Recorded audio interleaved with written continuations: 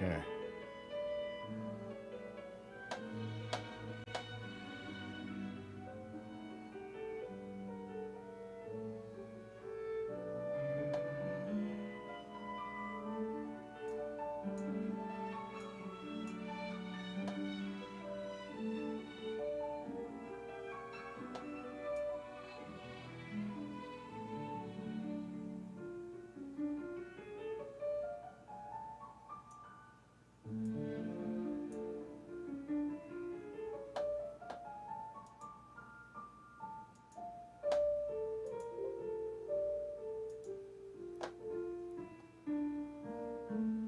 Okay.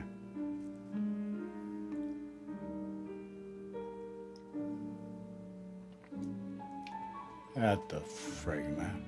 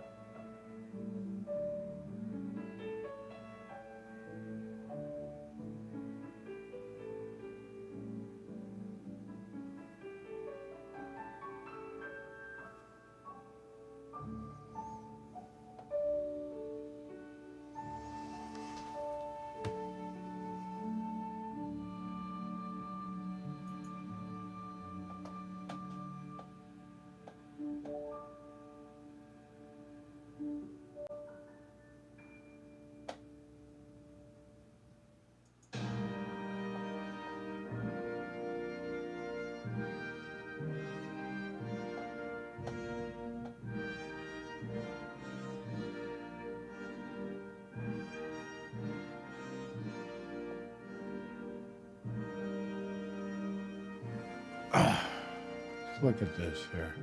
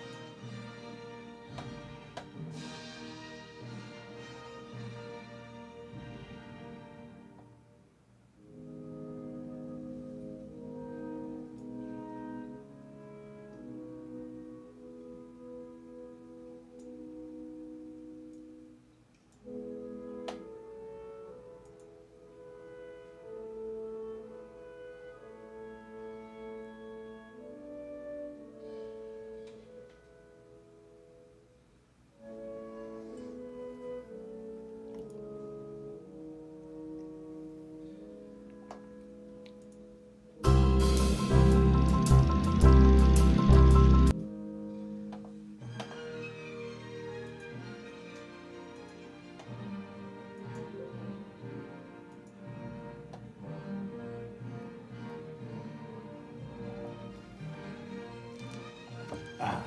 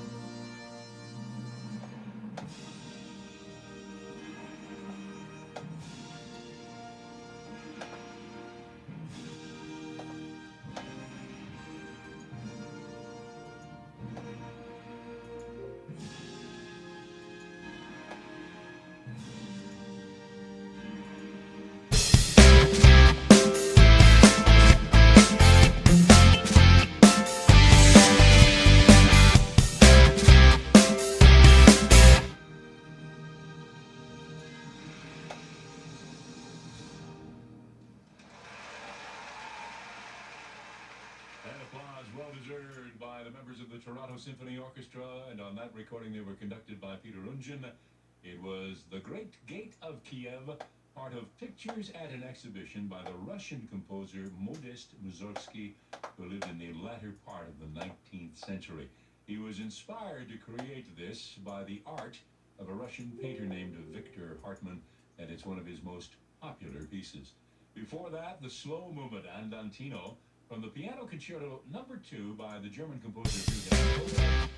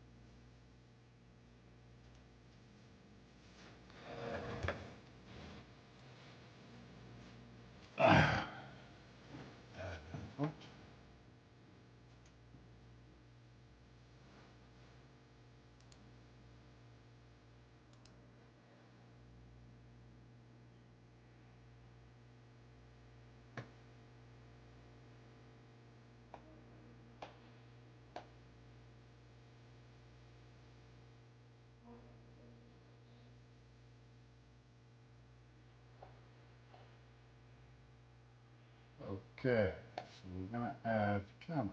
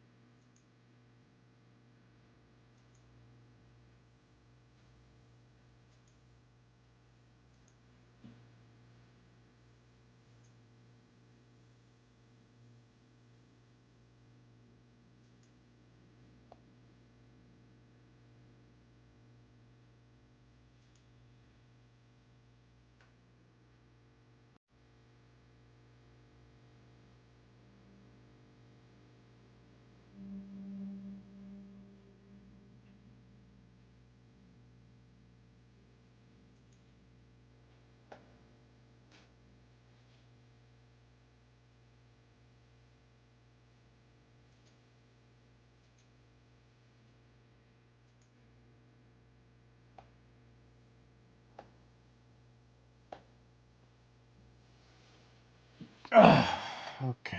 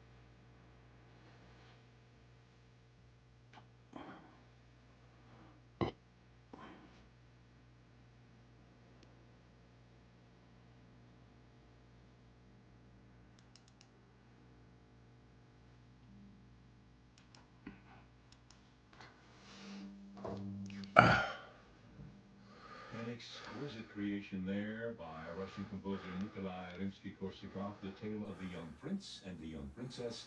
It's from Scheherazade and featured the Montreal Symphony Orchestra.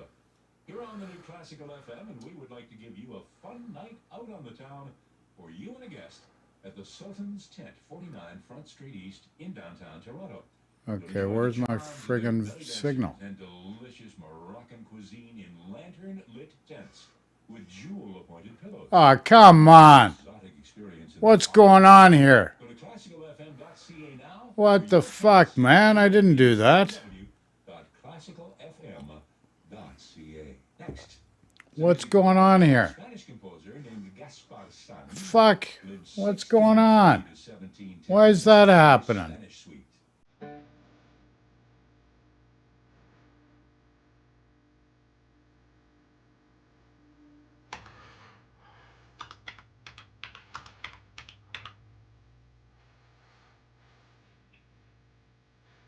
What the frig is going on?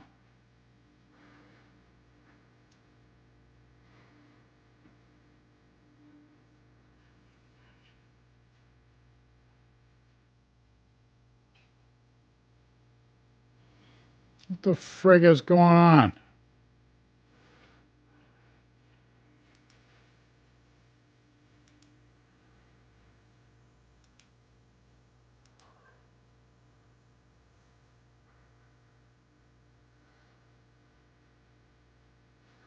Fucking bullshit, man.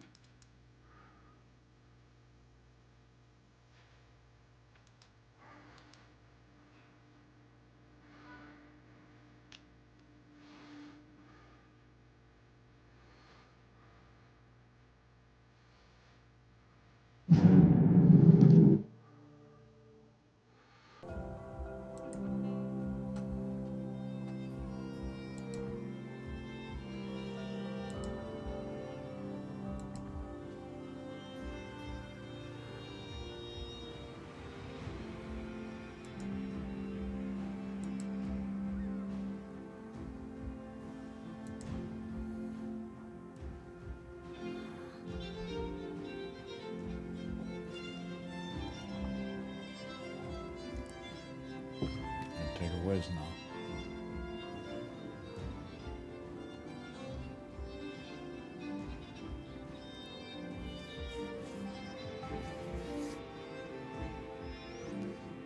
Check, check, check, check, check, check, check. Check, check, check, check.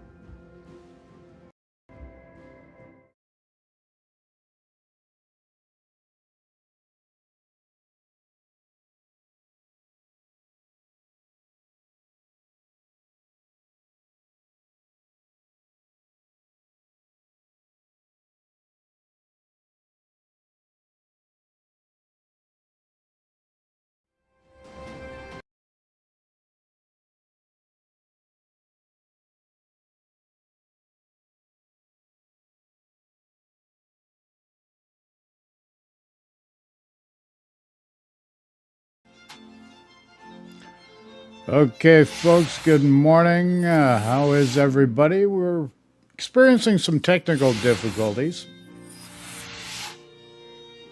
And what were the technical difficulties?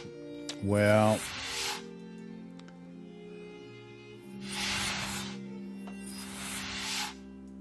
I hit a wrong friggin' button and wiped out all my friggin' settings, so that created an issue. Yep-er-doodle. That's what happened, so it's a pretty simple thing. I messed up. Okay, so we're going to go to a video. I'm still just reorganizing stuff, so we're going to go to a video.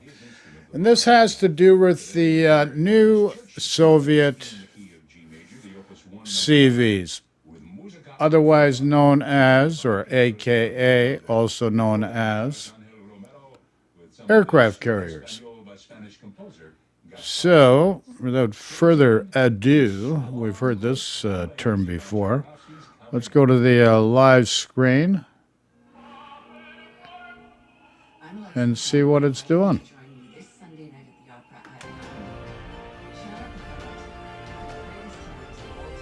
Any questions, just throw in chat.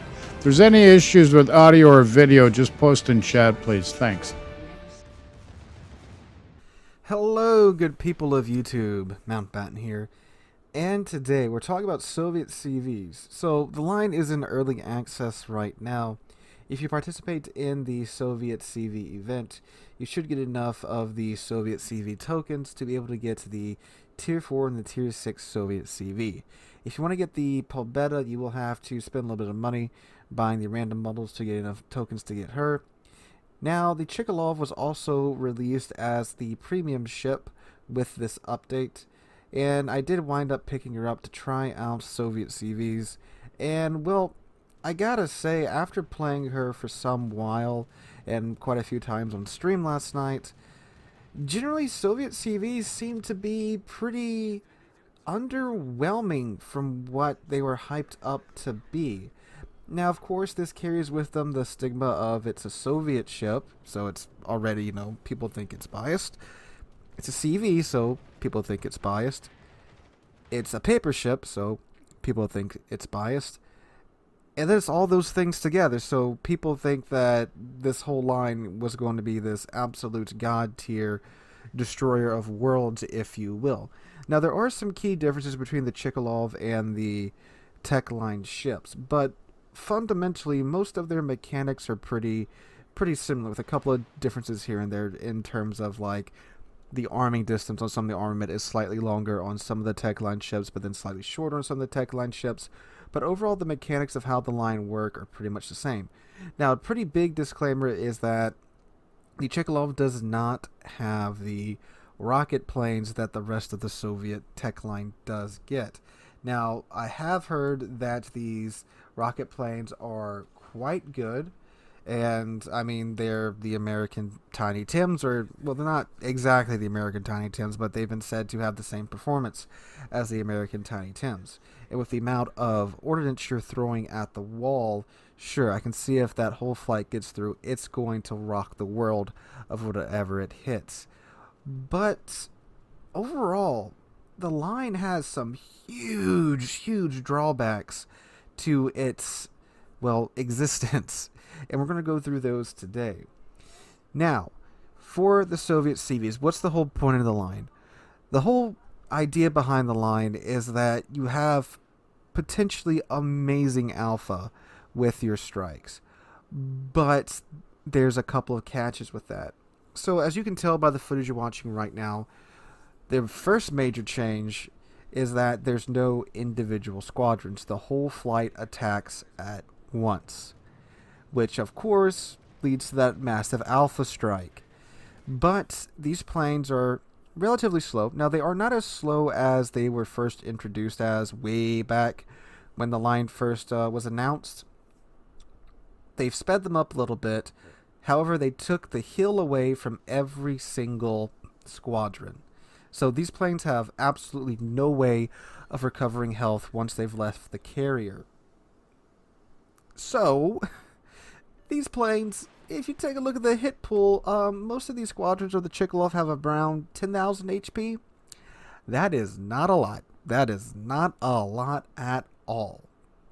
However, this allows the attacking ship to shoot down aircraft fairly easily and reduce the amount of ordnance coming in at it, which 99% of the ships that you will run across with the Soviet CVs can do fairly easily, even if they are alone.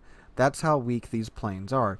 Do keep in mind too, I've built into their survivability quite a bit with the commander skills and with the modules as well.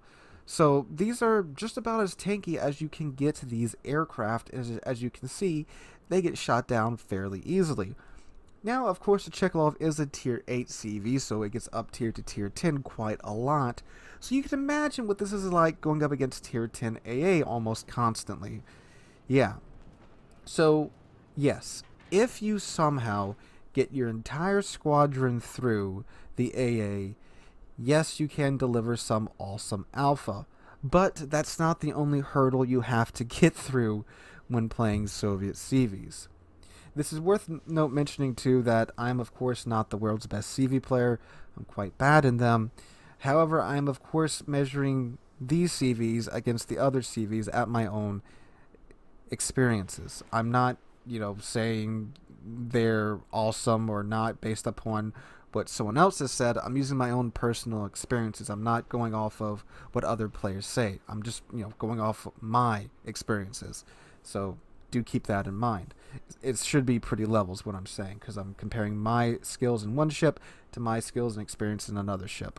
Anyway, so besides the paper planes with very slow speeds, what else do you have to get through? Well, the run-up for the two main armaments on the Chekhalov are massive. The torpedo planes have a massive arming distance of of 819 meters, which is almost a kilometer, just to arm the torpedo. They also only go 45 knots, and that is with the torpedo speed module equipped. So they're slow.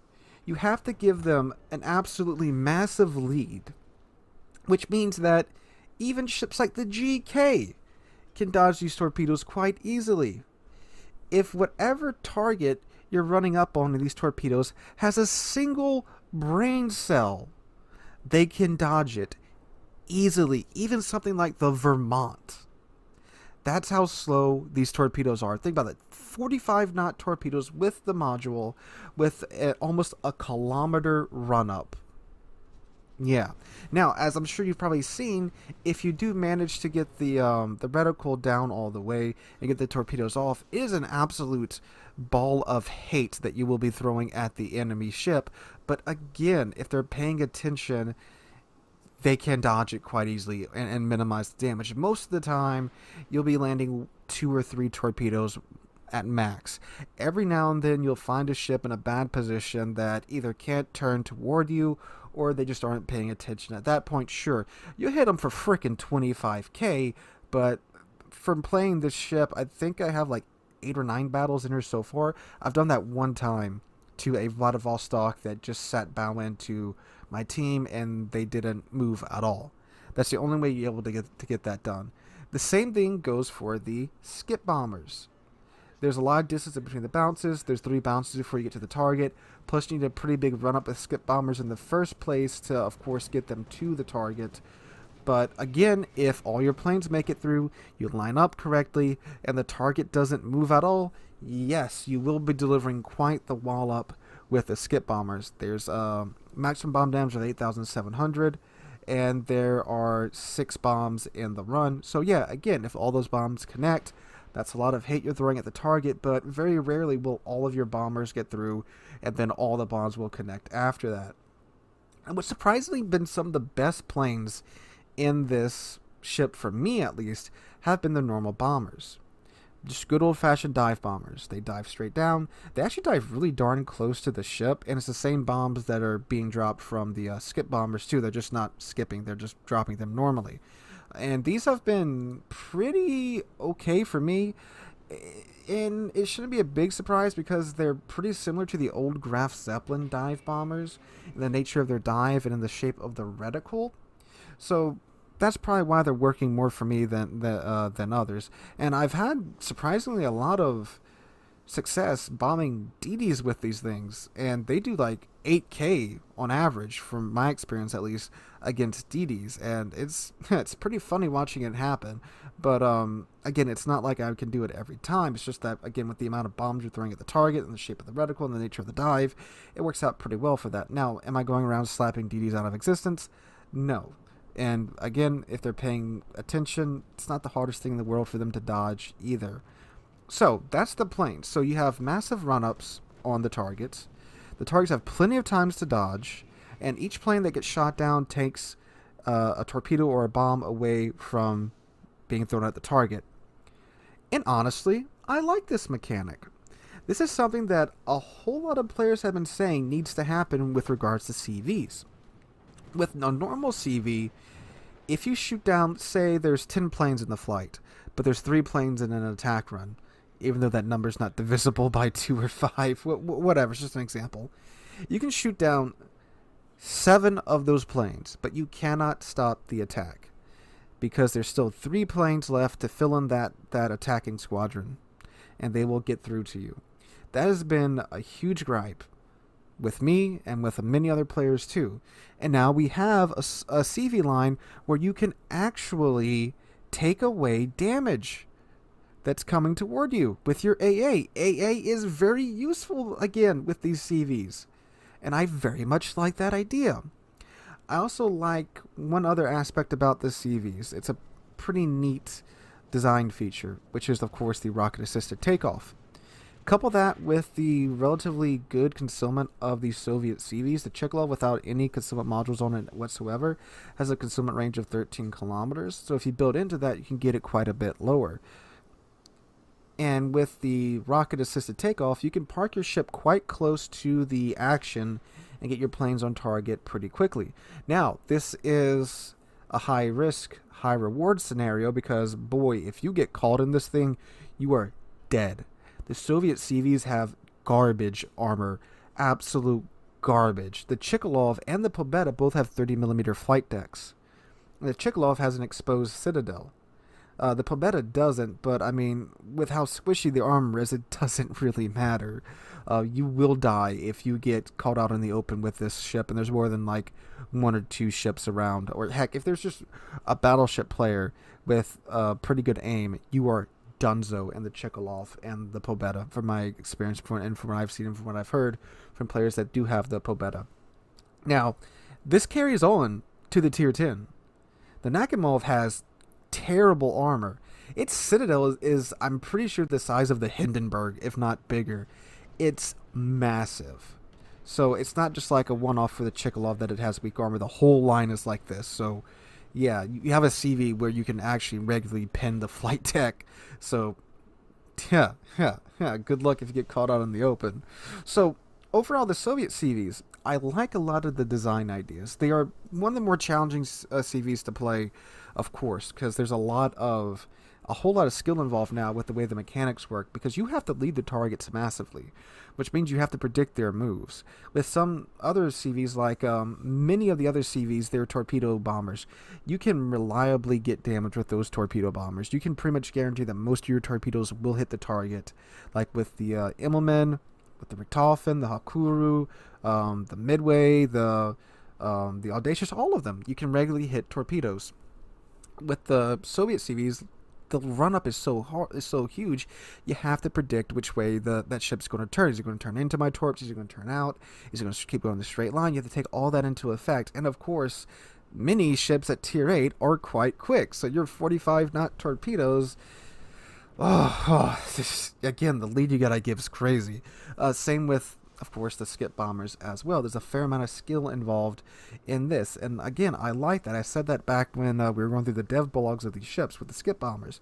Skip bombers are, of course, more skill-based. It's not like the normal HE dive bombers, like what the ship has, where you can pretty much guarantee you're going to get bombs on target. You have to lead the ship right. You have to get the reticle on the ship just right, too. And even then, especially, again, with the arming distance and the amount of bounces that these bombs have, the ships have plenty of time to maneuver, so it's really just... it's a learning curve. It's a learning curve, and it's quite difficult to use, especially for someone like me who's not that great with CVs.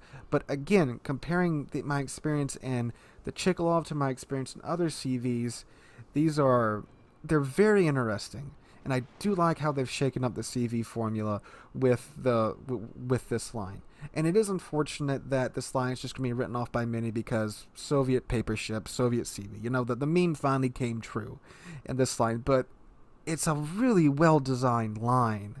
There's some great benefits. There's some great downsides. And again, a lot of what we as a player base have been saying needs to happen with CVs. AA actually meaning something once again. The CVs being pretty much dead if they get caught out in the open. You can pin the flight decks of the Tier 8 down quite easily. And then the Tier 10 only has a 50mm flight deck, so it's a relatively weak flight deck. Bombs can pin it, so if another CV can easily bully the Nakhimov if it catches it out in the open. And again, the Citadel is massive. I'm sure I've shown it on screen here too. So there's some interesting stuff going on with this line, and I'll leave it at that. If you do manage to get them in an early access bundle, if you get the sequential bundles, try them out. It's pretty interesting. It is a big learning curve.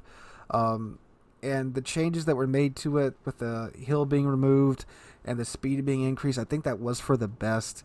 If these planes did have a hill, boy, so many more would get through, and yeah, that'd be freaking rocking the world right there if that was true. It was a very good call to remove the hill and just give those planes a little bit more speed and add a couple more planes on the deck. But it's an interesting line. I encourage you guys to try them out. Of course, do not spend money on the event trying to get these ships. The whole line will, of course, be available for free. And I think they're actually only doing this for 1 month. They normally do these early access events for 2 patches, but apparently they're only doing it for 1 patch. So just wait, just 4 more weeks now, and you can get your hands on these for free. But they're an interesting line. We'll see how they develop in the future, if they get any changes after the line has been fully released. But they're definitely not as bad in terms of being overpowered as many were saying. And of course, I'm sure there's been many in the comments too, Soviet CV's bad, all that jazz, but I gotta give it to them. It's an interesting take on CVs. So let me know what you guys think in the comments down below. Hope you guys enjoyed. Hope you guys are having a wonderful Saturday and a wonderful weekend. If you did enjoy the video, make sure to drop a like and subscribe to the channel. We're on our way to 30,000 subs.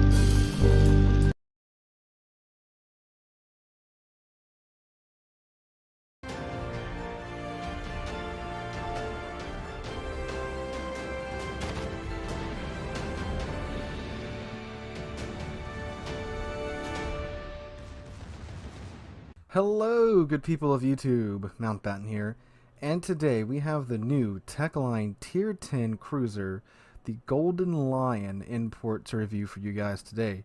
So with today's patch, the full Dutch cruiser line has come out to grind, and if you were lucky enough to get the Johan de Witt in the early access event, you should now be able to go ahead and finish your grind to the Golden Lion. Now, this also brings a new port, if you haven't been able to tell from the port that we're in right now. I like this port. It's got a lot of nice detail.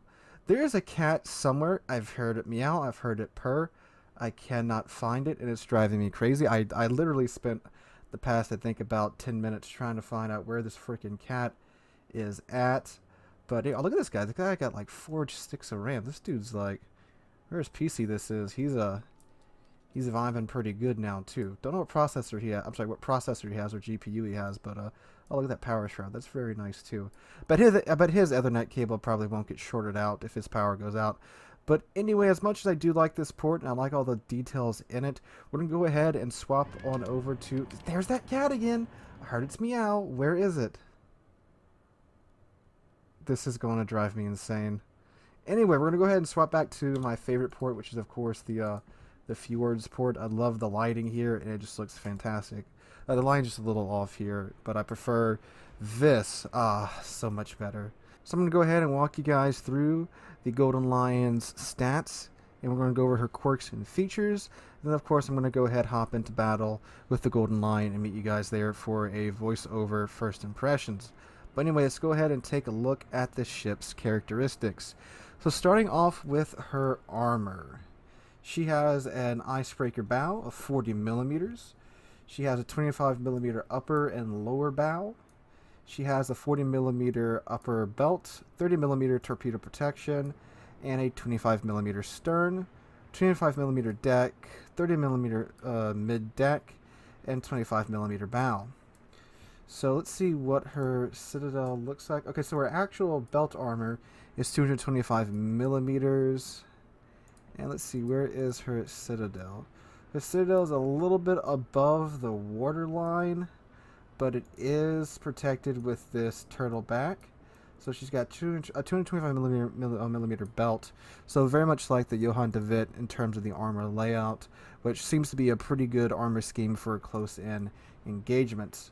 Her turrets, she has a 360 millimeter turret face, 150 millimeter sloped top plate, 100 millimeter sides, 150 millimeter slope side, and her conning tower is tucked right back there for 150 millimeters of protection. I'm assuming that's wraps all the way around.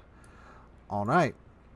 Her survivability now, she has 51,900 hit points with 25% torpedo damage reduction. And of course, I forgot to say this, but it should be pretty obvious. No captain skills nor modules have been applied to the Golden Lion just yet. Airstrike, she gets 2 attacking flights, so they removed one of the flights away.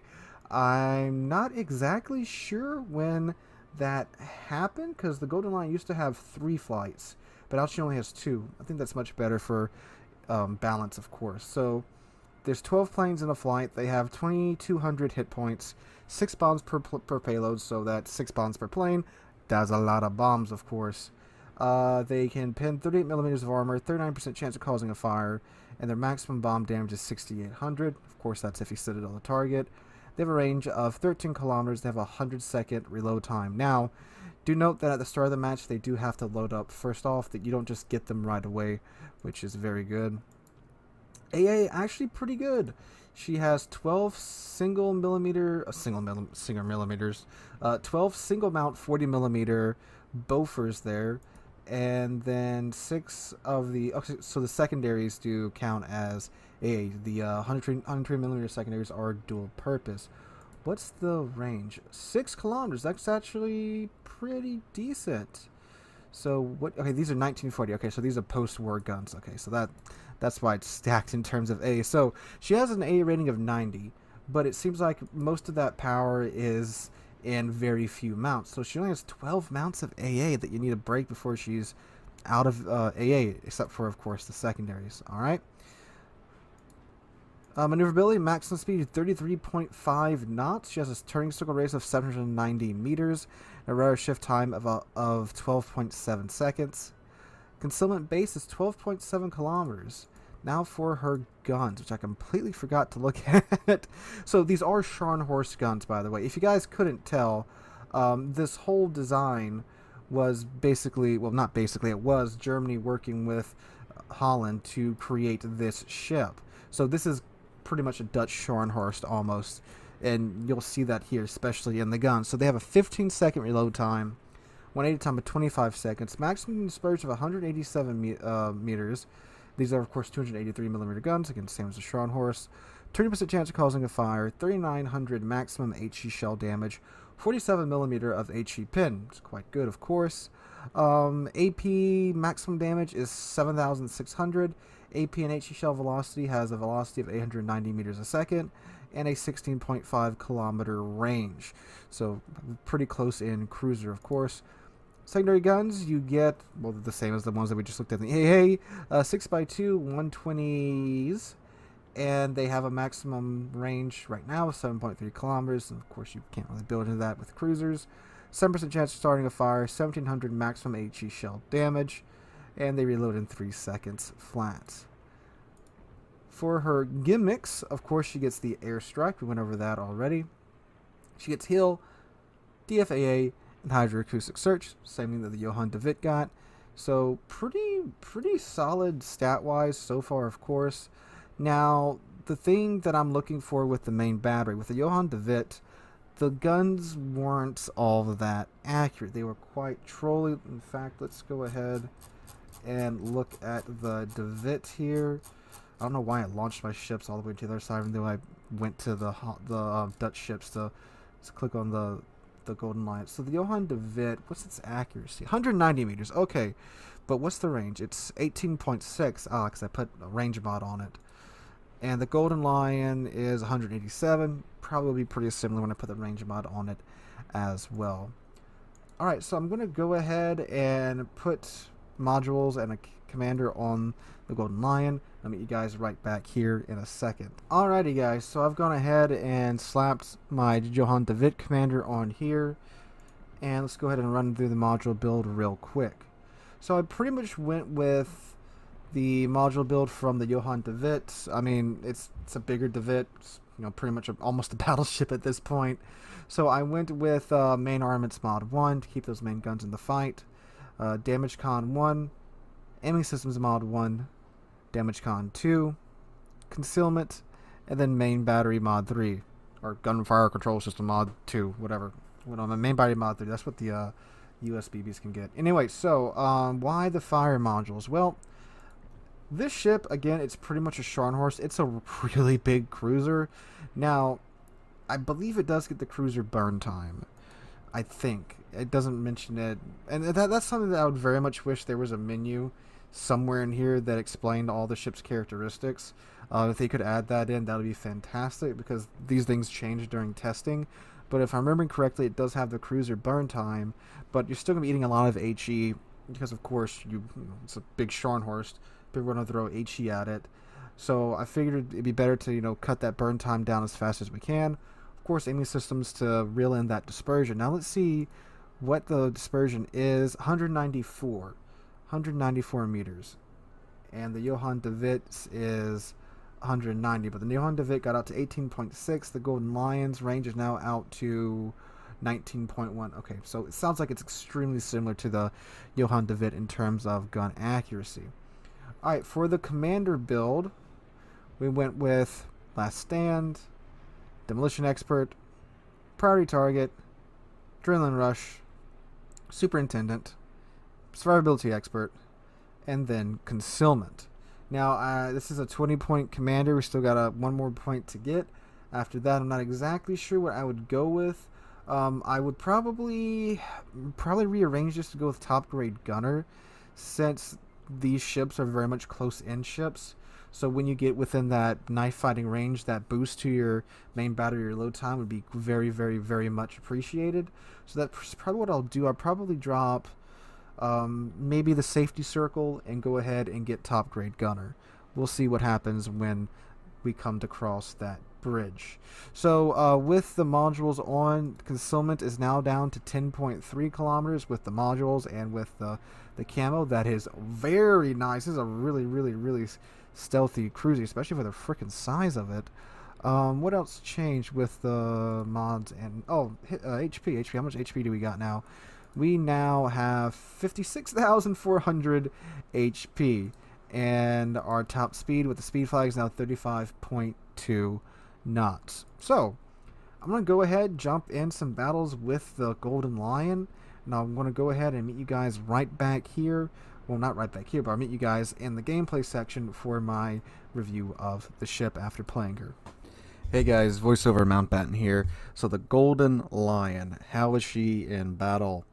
Well, pretty much what you see with the Johann de Witt, except slightly bigger guns. That's the best way I can describe the Golden Lion.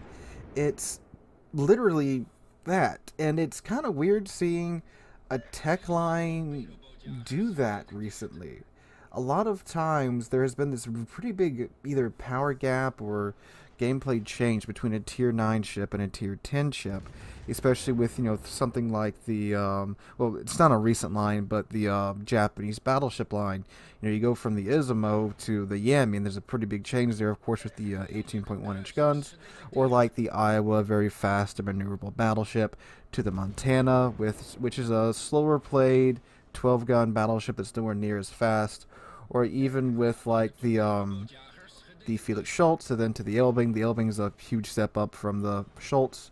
But here with the Golden Lion, it's just what you get at Tier 9, but a little bit more of it. The ship is fantastically tanky for a cruiser. I had several games where I easily tanked, what was it, 1.8 million in my first game. Literally my first game of the ship, I tanked 1.8 million potential damage. And then 2 or 3 games after that, I tanked around 1.6, 1.7, and then my last 2 games, it was easily over 2 million potential damage. It's a fantastically tanky cruiser. So that is definitely a strong suit of the Golden Lion. Now from the bow in, it's that tanky because of course it has that icebreaker bow, that 40mm strip, that helps it out a lot in its tankiness, and that's the same situation with the Johann de Witt. Now, I said in the port section that I thought the ship had a cruiser burn time. It does not.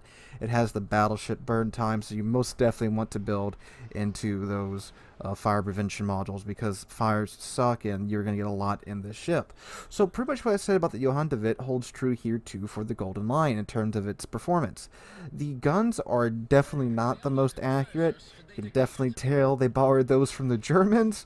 Now, just like with the Johann de Witt, with the Golden Lion, the HE on this thing's actually pretty darn good. I set more fires in this thing than I normally did when I played something like Smolensk or Worcester, even with a fire build on them. The ship's surprisingly quite good at starting fires. Now, the AP is good once you can get close in. Once you get sub like 10 kilometers and you start to push, that AP comes in handy, especially with the caliber of guns on the Golden Lion. Again, you have the Scharnhorst 11-inch guns. They pack one heck of a punch when you get in close and really deliver it to whatever it is you're shooting at. But definitely at longer ranges, because you can't really accurately predict where the shells are going to go, you want to stick with the HE. Now, the match you're watching right now, I had a Vermont at one point. I'm sure you'll see it in this section somewhere. It turned broadside onto me, but I kept HE loading. A lot of you may be screaming, oh, you should have loaded AP, but look at the dispersion you get. It's a pretty good example of what I just said. It was absolutely all over the place. Half the shells hit the superstructure, half the shells hit the armor belt, and they didn't go for the upper armor, which is where you need to shoot on most battleships to get past their main belt armor. You can't do that with the Golden Lion or with the Johann de Witt or with any of the Dutch cruisers, unfortunately, at least from range. Now, when you get closer and the shells don't have time to flow all over the place, yes, absolutely use the AP. It will slap the crap out of whatever it is you're shooting at. But in terms of guns, stick with HE. You'll be setting a ton of fires and raking in the damage quite easily. Now, the guns too, the velocity is very nice. Definitely for shooting destroyers, but again with the dispersion it's kind of hard to do. But if the destroyer gets a little too close to you, gets a little too cocky, you can of course slap them pretty easily. And again with the velocity, you could potentially get close enough to where it probably scare them away, because if they do get in closer, you can slap them with the HE. So the AA is pretty good. Again, it's stuck in 12 AA mounts in the secondary, so unfortunately if you eat a lot of HE, your AA is going to go down pretty darn fast. Kind of like the Germans before the CV rework. They were in the same boat. Again, the Germans helped design the ship. Makes sense. Maneuverability, the ship's, again, just like the Johann de Witt, pretty darn maneuverable. This match, you see me go to the, was it the C cap or the A cap on this map? Can't remember which one it was. And there's not a lot of cover here, so I keep moving around in the back, keep on the run, play it like a battle cruiser. Does quite well. So does well in that regards there. But if you can, ironically, the thing is actually pretty good at holding an island, which is kind of the whole point of the ship was meant to deter that, but you can hold island flanks pretty good in this ship, unless, again, something with torpedoes comes after you, because you don't have torpedoes to kind of, challenge them. But if you can hold it pretty goodly, and you have that corner held, and you got the hydro going, and you know they're on the way, again, the HE, if they want to rush you, will certainly make them pay for that. But overall, it's a pretty... Oh, the airstrikes. I forgot to mention the airstrikes almost. And that should tell you what I think about them. The airstrikes are a great tool for making targets move. If someone wants to sit on an island, and they hold that corner, and they do not move when they see your airstrikes coming in, they will absolutely pay for it. There's a pretty good example of me ironically dropping, I think, the tier 6, or not the tier 6, the tier 8 one. Was it the Eindracht or whatever? And he didn't move. He sat perfectly still, and he ate in the neighborhood of 20,000 damage. But he did not move a muscle. 20 seconds is more than enough time for any cruiser, or even some of the faster battleships, to get out of the way. And you see that happen to me too. I'm forced to push him, and I try to hide behind an island because I'm at such low health that if the Hindenburg or the small end gets to my side, I'm going to die, so I have to try and hold my position on this island. And I'm almost at a complete stop. He goes to drop me, and I have more than enough time to maneuver out of the way to where I minimize the damage, with a ship without any type of propulsion mods on it. Now granted, again, the Golden Lion is a very maneuverable ship, but any cruiser, and again, even some of the faster battleships at whatever tier it is that you're using these airstrikes in, have plenty of time to move out of the way. They have plenty of warning. The planes don't spot you, so it's not like they can be used for a bit of cheeky spotting. And again, they removed a flight from the Golden Lion. It's much more of a tactical tool with a big downside if you choose to ignore it. So I'm okay with that in that regards. And it is pretty useful too, again, to get targets to move, get them to come out of cover, to get them to stop camping that island. Like, let's say there's a American cruiser that's hugging an island and HE spamming you.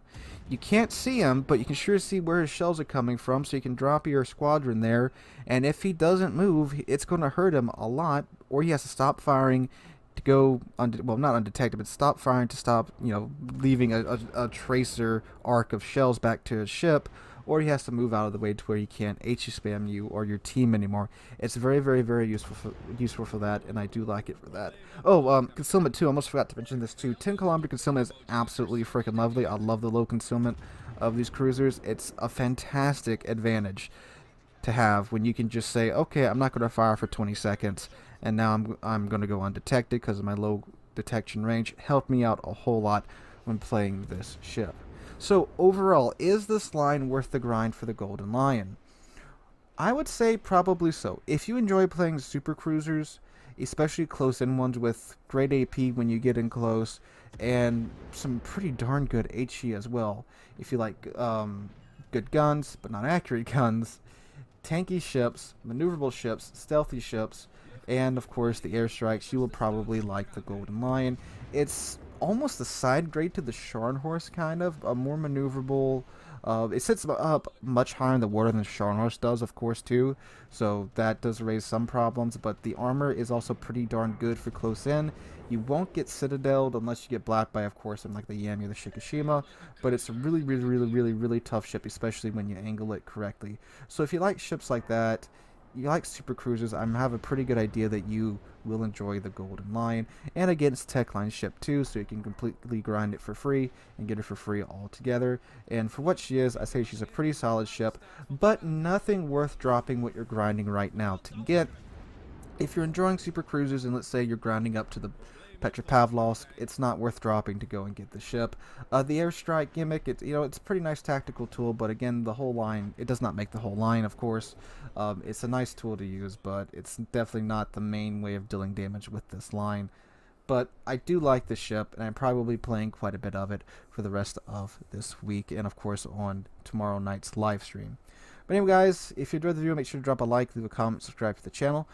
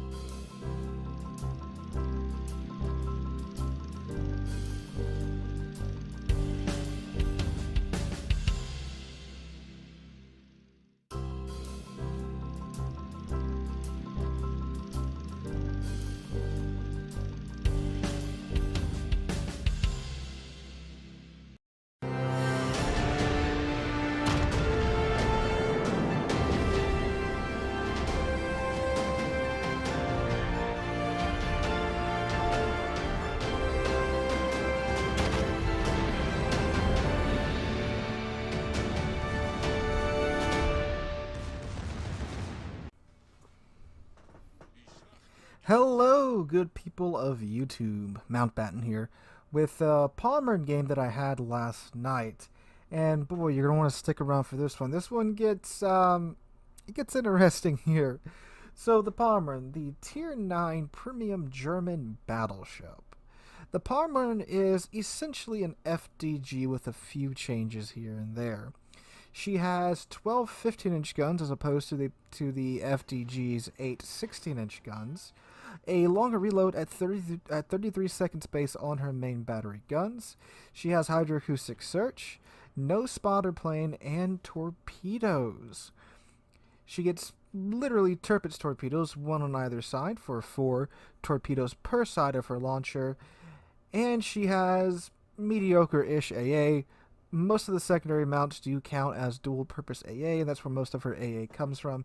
But of course, she's a German ship. AA is not their strong suit. Of course, she has that wonderful German turtleback armor, meaning that from close range, she is nigh impossible to citadel.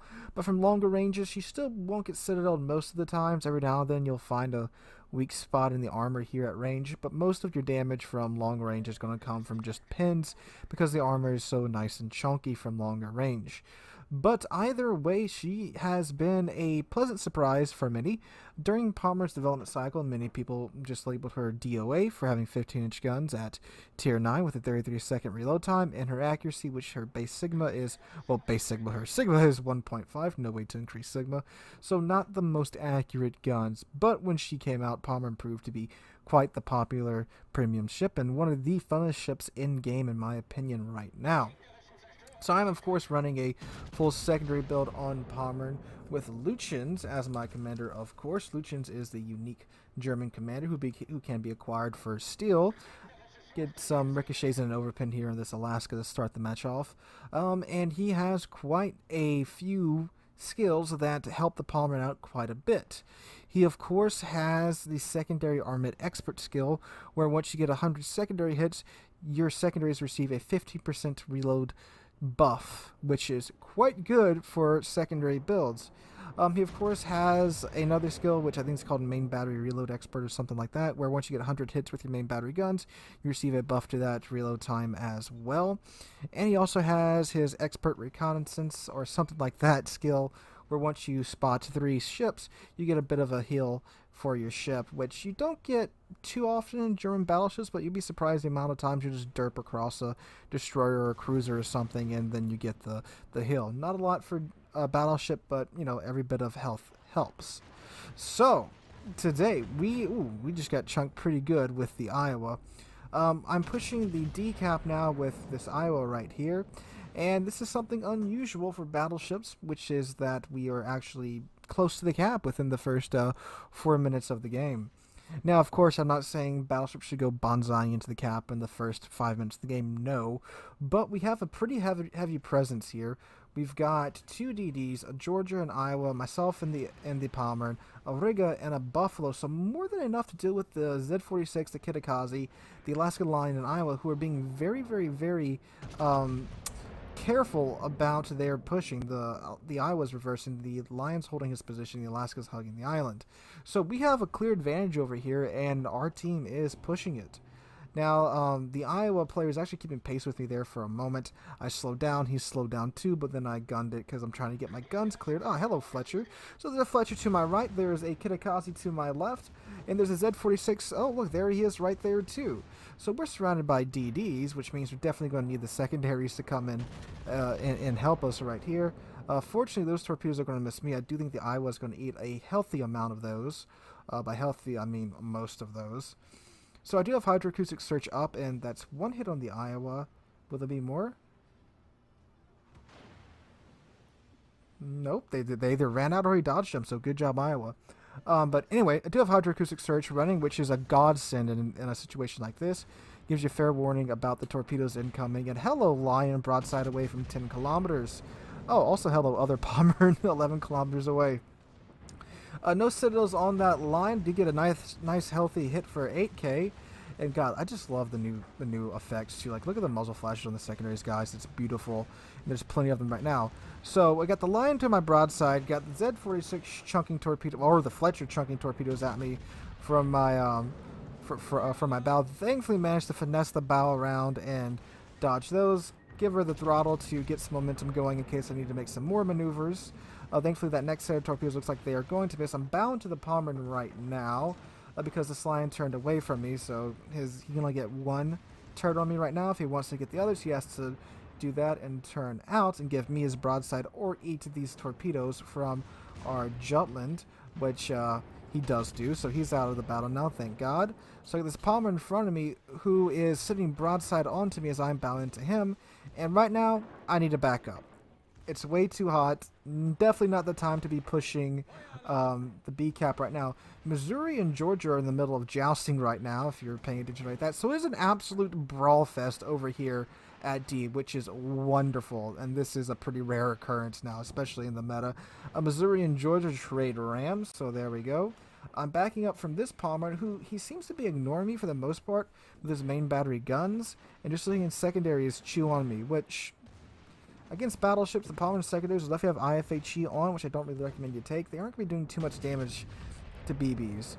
But even so, I do recommend you just don't take IFHE. The pins are decent enough to where when you're in a tier 9 game, you can pin most of what you can see, and it really cuts your fire chance in half. Which you don't want to do in a ship with only 15-inch guns at tier 9, because you're going to need that HE when you're in a battle-taking situation versus another battleship. So this Palmer's trying to run right now. We're keeping him in secondary range, and we are turning around right now. There's that secondary battery loader skill. We're turning around right now because this is a torpedo channel, and you do not want to be sitting here in a battleship because that Fletcher or that Z-46 can come right back around from either side of those islands and just bum rush me. So you need to turn around while I can. And it is a risky maneuver, but it gets you out of a bad situation. And plus the Palmer wasn't even looking at us, so we're golden. So now that secondary battle reload skill going, you can hear the secondaries really going to town and hitting the other Palmer. They've already started a couple of fires, which are burning nice and healthily right now. He gets out of range, but he starts to turn out to avoid the Lepanto, but we managed to get our full broadside off at him, so he's probably going to be sinking here momentarily. And no, hello, Kitakazi. All right, so he's done. So Kitakazi pops up 8 kilometers away from us, and we got about a half-health Palmer in here with Luchin's skill activated, so we've got a healthy reload time on our secondaries. Going to pop Hydra to watch out for the Kitakazi torpedoes. He did launch his 2 sets earlier. He has 1 torpedo launcher, but he gets the torpedo reload consumable, which gives him a 5-second reload time. But after that, he's got a pretty lengthy reload time on his torpedoes. Unfortunately, we don't get him there with a blind fire. The secondaries did chew into him quite a bit, so he's at pretty low health, and he doesn't have a heal, so he's stuck at that low health. And now what I'm doing right now is I'm trying to push up to this island, keep this island between me and that Kitakazi, and try to spot him with the hydroacoustic search consumable. That way, maybe the Jutland or the Kitakazi or the Iowa or the Riga can get some shots into him and finish him off. If you're looking at the map right now, we are pretty much having a stalemate out west. Oh, there goes our Fletcher. And we're tied with ships. We're down 2 DDs, a cruiser, and a BB. Enemy team's down 3 BBs and a cruiser. And now an Iowa. Oh, very shortly here in Iowa. There we go. Riga gets him. Unfortunately, he gets the Riga as well. Now, I was counting on the Riga to have his... Oh, there we go. Kitakazi has been spotted by my Hydro. I was counting on the Riga to have his radar up so we could deal with these DDs, but unfortunately, he is dead. However, we are, of course, spotting this Kitakazi for our team. I'm asking for the team to shoot him, and the Jutland is maybe 5 kilometers away from him, and he's doing just that, and there we go. Bye-bye, Kitakazi. So now we just have the Z-46 out here, and unfortunately I only have about 30 seconds left on my hydroacoustic search, which means I'm only going to get another 30 seconds of early warning from his torpedoes. So I try to bait him out. I turn broadside here for a second, then I turn in, hoping that maybe he'll get a little greedy and dump him early. In the meantime, looking at this Brindisi over here, he is pretty far away for the Palmer, 18 kilometers out, and sure enough, look, I baited the torpedoes out. Wonderful. And easily dodge those. Look at this Brindisi, 18 kilometers, pretty far shot for the Palmer, and Palmer's really only accurate from about 15 kilometers in. Give him a bit of a lead, give him the full broadside, and hope that those shots connect while keeping my bow pointed toward the Z-46. As you can see, Palmer's dispersion is not all that great, but, I mean, you hit the pasta boy in the right spot, they go boom. Oh, God, pretty good luck there with the dispersion and clipping him in just the right spot. Alright, so now I am trying to make a decision here. Do I keep keeping my bow toward the Z46? He just launches torpedoes. I got a minute or two, depending upon his reload time. I don't have all the DD's reload times remembered. I have a general gist of whereabout they normally are. So I make the call, go ahead and make the turn. And this way I got my stern pointed toward the Z46. He has to go around and get on my flank on my left-hand side, which will put him near the Jutland and the Kitakazi, or he has to go into my right-hand side, which will put him near the Buffalo. That's why it's so important that when you push, guys, you have teammates with you to screen you for DDs. So now he can only really shoot torpedoes at me from my stern, which isn't really going to cut it because that's pretty easy to dodge them at that point. So now I'm looking around, okay, what do I need to do to help us win this match? We're down on ships. The enemy team has a ship advantage at the moment, but we're up on caps. However, that Z46 could just be waiting for me to buzz off, or the Buffalo to buzz off. He may go grab the D cap, or even the C cap if we don't stay there. Enemy bomber is going for the A cap. Not the best ship to go for the cap, but when you just need to stop the points gain so your team has a chance of winning, you gotta do what you gotta do. So he's going in there right now. Kitakazi opens up on him. I also open it up on him from 19 kilometers away. Get some okay hits there with 4,200 damage done. And now I'm just going to go ahead and try and get into the C cap with the Iowa, who's not doing so well, and help him deal with the Palmer and the Aguirre. So at this moment, my team doesn't really need to do much to win. We really only need to hold on to the C and D caps to win. We can let the enemy have the A cap and the B cap. Our Jutland's capping the B cap, so of course that's great. I was asking for help, so I'm going to go up here and tank with him. Because right now, the Aguirre can shoot at him, the Palmer could shoot at him up until the last moment. And the Fletcher and Z46, which, oh, Citadel the Palmer there from a freaking weird angle. German armor, man. German space armor. But anyway, there's a Z46 up north too, in addition to the Z46 down south. So those guys can be running around all over up north because we don't have any ships up there. And I don't want to leave this Iowa by himself without any type of warning system for torpedoes. And plus he's showing broadside to that side of the map, which isn't the best idea, especially when you got 3 DDs that are unaware that are unaccounted for right now. You know they can't be in between A and B and C because our Kitakazi and our Jutland are running around there. They'd be spotted. We know that they're either somewhere up north or somewhere out east. Now to my east, I've got the Buffalo. So thankfully he's screening me right now. So I need to keep my bow and stern pointed north and south to try and minimize the torpedoes. I get a shot on the Aguirre, his broadside there for a second. Turns in very hard. Causes only 2 shots to connect and 2 to overpin. Alright, so now I throw it into reverse. I'm up here with the Iowa. Iowa was getting burned down, so now I'm presenting myself as the prime target for the enemy team, to where that Iowa can back off, heal up, and hopefully survive for a while longer. I still got 2 heals. I'm at 58,000 health, so we're okay. Aguirre stops there for a moment, but he is broadside, but he also slammed on his brakes, so most of these shots are going to miss. Actually, all those shots are going to miss. I was down to 9k, so he just needs to go dark and heal. But unfortunately, he fires! We don't need to sink anyone to win. We just need to hold on to C and D. That's all we need to do. Also, enemy Z46 is back in B.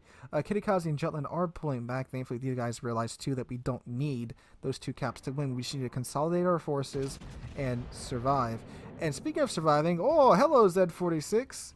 Hello, torpedoes that are definitely not from the Z46. We've been bamboozled, ladies and gentlemen. And for a second there, I panicked. And I slammed the throttle full ahead, which unfortunately kind of killed my backwards momentum. Now, did it make that much difference? Maybe not, but I have a feeling I wouldn't have eaten that first torpedo if I wouldn't have slammed it into full ahead. The most important thing when you're being attacked by torpedoes, guys, especially in a battleship, is that you need to keep your momentum going so you can maneuver, like I am right now. I'm still eating torque, but thankfully I managed to minimize it. And right here, I popped my damage con, probably a little bit too soon, because I was anticipating eating that third torpedo and causing more flooding damage to my ship, so I popped it in anticipation for that, but they ran out. I probably just would have let that run and held onto that damage con. So the Aguirre's pushing up now. We got the Z46 and the Fletcher to our north. And this Buffalo right now, I'm asking for radar, but he pulls up right next to me, broadside onto the Aguirre, who I'm pretty sure was shooting at me. And he eats those citadels. Thank you for the human shield, Buffalo, but probably not the best idea. And this is the game freaking out, by the way. It's not the replay, because this isn't a replay. I recorded this live. But anyway, game freaks out for a moment there. A gear goes broadside. Unfortunately, shoot our Buffalo and his turrets and cause some damage to him. But there goes the gear. There's the Confederate award right there. Hydro's going. Hello, Z46. I want to fire again. This is where I would have used that damage con that I would have saved early if I knew those torpedoes were going to run out. So now, both secondaries are going off. It's an absolute madhouse. Listen to those secondaries roll. Fletcher to the right. Z46 to our left. Got the focus firing on the Z46, which is further away. Get the Fletcher out just with the base secondaries. Get this full battery out on the Z46. Nick him there for 2,000 damage. Torpedoes coming in for the Fletcher. I could dodge those, but I'm at such a low health. 3 seconds to my hill. Palmer takes me out. But we get the Z46. Where's my double strike? Close quarters expert, Kraken unleashed, and just a flesh wound. Whew! I have a feeling we were just a few seconds away from getting a double strike there, guys. So, now at this moment, we are 3 ships to the enemy's 2. They have a half-health Palmer, I think a medium health Z46, and a low health Buffalo at this point. And again, all we need to do to win is to survive. So this match, y'all, this was by far the funnest match I've had in a very, very long time. I think almost 2 months. It was constant action once we got into the cap points. Great close quarters combat. Good teams on both sides. It wasn't a blowout match. I mean, we're down to the last 5 ships in the game. How often does that happen anymore? And it went for almost the full 20 minutes. You just don't have very many games like this anymore. And it was just so fun to have this match. And this Buffalo selling broadside to a Palmer, and pop goes the Buffalo. So now it's down to the last 2 ships. And again, guys, I don't really gauge great games on whether or not we win or we lose. It's, did you have fun? Was it a good match? And did you have a decent game? We had 153,000 damage done, 2.3 million potential damage, 5 ships sunk, Confederate, 2 close quarters expert, Kraken unleashed, and it's just a flesh wound. Yes, I had a very good match, and I had a lot of fun in the process. So Jotlin and Kitakazu do the very smart thing, fall back to each other, keep each other protected from that Z46 and the Palmer. Literally only need to live for a few more seconds, and that will be the game right there here once we tick over to 1,000 points. But we're going to tick over to 999 first, and then now we'll get our 1,000 points and secure the win. So just a fantastic game, a fun game, an action-packed game that I wanted to share with you guys. Very profitable game too, because of course the Palmer is a premium ship. I wasn't running all my economy flags. Probably could have got a little bit more out of it. Well, we get top of the team, of course. Great game all around. Good players on both sides, and just a good old-fashioned.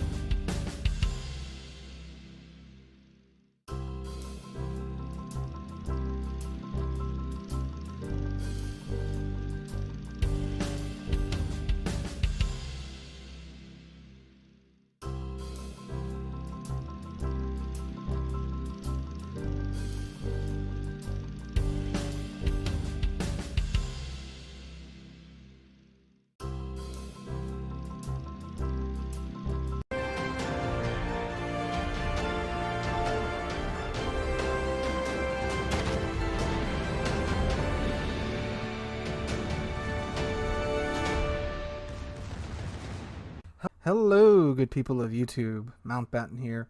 And today we are talking about the Tier 7 Premium Commonwealth Battleship Yukon. Well, actually not too much about the Yukon, but rather the story behind the Yukon. It's a story that a lot of you guys brought to my attention on the Friday night live stream shortly after I got my Yukon review already recorded, edited, and uploaded to the channel and scheduled to upload on Saturday, last Saturday. And it is a story of, well, it's a story that highlights a major issue that wargaming has, and they apparently haven't fixed this issue. And this time, rather than causing a bit of a hiccup in either the release of a premium ship, maybe a premium ship came out and doesn't perform just as some players expected, major amounts of time were wasted by two people in particular, two very hardworking people in particular, and that is none other than Little White Mouse and Chobi, her artist. So this is a train wreck of a series of events for wargaming, at least. And we're going to go through what happened, and we are going to go over Wargaming's response. They have responded not that long ago as of me recording this. And I'm just going to tell you guys a quick summary of what happened. I'll give you guys my opinion on what I think about it, and some suggestions as to what could potentially be done to right this situation, if any can fully right it. But anyway, again, please go check out Little White Mouse's full forum post. If you don't know who she is a fantastic CC. She does forum reviews for just about every premium ship that gets released. They are some of the most in-depth reviews you can find on ships in this game.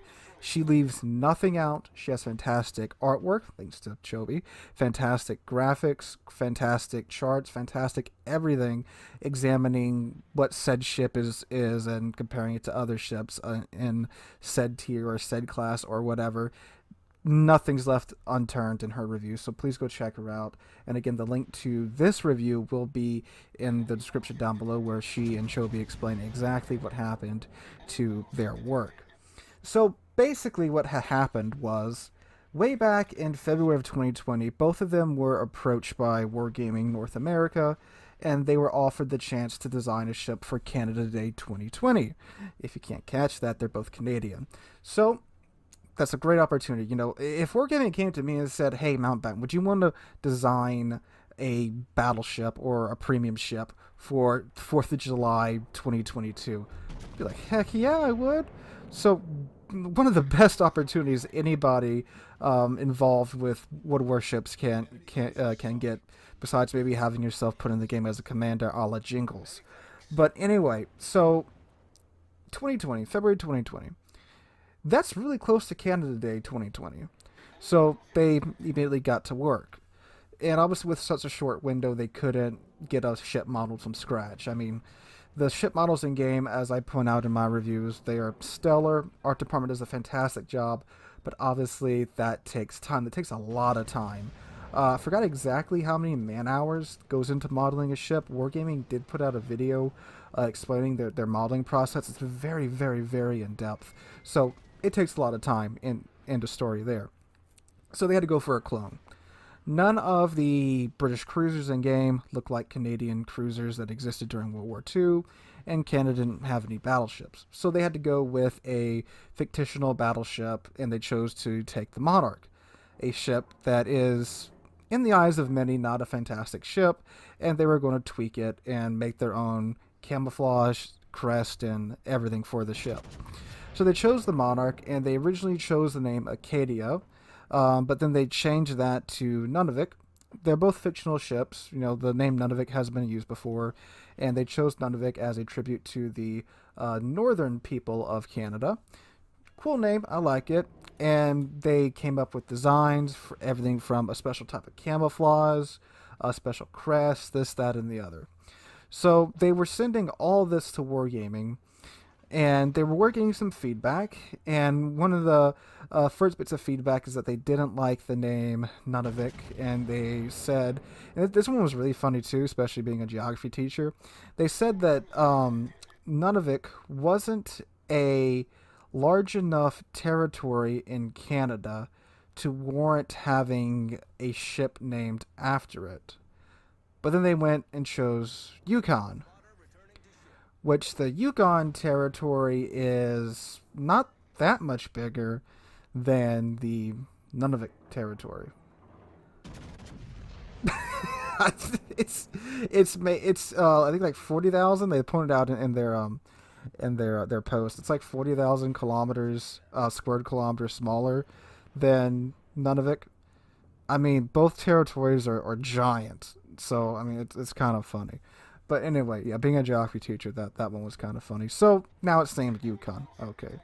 So the initial design that they came up with for the Nunavik, now named the Yukon, was that it was going to be a glass cannon that was sneaky. I think they said they were working with the idea of having an exhaust smoke in it, a ship that can sneak up, just blast the crap out of your ship and disappear. But if it got caught, it was going to be in a hard place. Which the armor layout on the Yukon is very much that in game, except it doesn't have the super heal. Their Yukon didn't. And they said they wanted weaker HE. And they were, again, the 15-inch guns at tier 7. So, again, a lot of firepower at tier 7 with 9 15-inch guns, weaker HE. They were filling with the idea of an exhaust smoke, and that's what they were coming up with. So, as time goes on, they continue to work on the ship. Chobi's making artwork for the ship, working on the crest, working on the nameplate for the ship, this, that, and the other, coming up with the camouflage for it, and everything. And they even made a camouflage that paid tribute to the Canadian cruisers of World War II, and they have a picture of it, and I'll show you guys right here. And that's a very clean-looking camouflage. I very much like that. You'll see in the upper right-hand corner some of the other details that they worked on as well. So, long story short, they send all this to Wargaming. They've been sending all this to Wargaming for over a year, and then finally, Yukon gets announced, and when they see this, it's not the ship that they designed at all. They don't use their camo. They don't use any of the assets they made for it. The name badge got replaced from the nice wooden nice wooden panel with the gold names on it to just being stamped on the back like it is in game right now. And it's nothing like what they designed. So, being that they worked very hard on this for well over a year, Little White Mouse writes her review for the Yukon, and out of being a good person, she lets Wargaming know, hey, look, me and Chobi worked on the ship for well over a year. You guys clearly didn't take our work seriously, and I wrote this review. And Wargaming's like, what? So it turns out Wargaming didn't know that Little White Mouse and Chobi were working on the Yukon like this. According to Wargaming, they weren't asked to design the ship. And this just got clarified shortly before the Yukon got released. And according to Little White Mouse and Chobi, their conversation with Wargaming North America, the vibe that they were getting was that they were asked to design the ship. But according to Wargaming themselves, they were not. So, that's a bit of a head scratcher right there, isn't it? Wargaming NA approaches them, asks them to help them design a ship. They work on it for a year. Some things make it in, like the name kind of makes it in, although it's not the name that they chose. The maple leaf from the smokestack makes it in, although that's just a thing that Canadian ships have. The badge that we got in game, kinda like the one that Chobi designed. The flag absolutely is not like the flag that Chobi designed. Chobi designed a beautiful looking flag for the Yukon, and that didn't make it in. But yeah, so here we are, a little over a year later. Nothing that they've really worked on has made it into the final ship. The concept's not really along the same lines besides the ship being stealthy. The ship's more of just a punching bag than anything that we got in game. And it apparently, Wargaming's explanation for this is that there was a communication error. So go figure.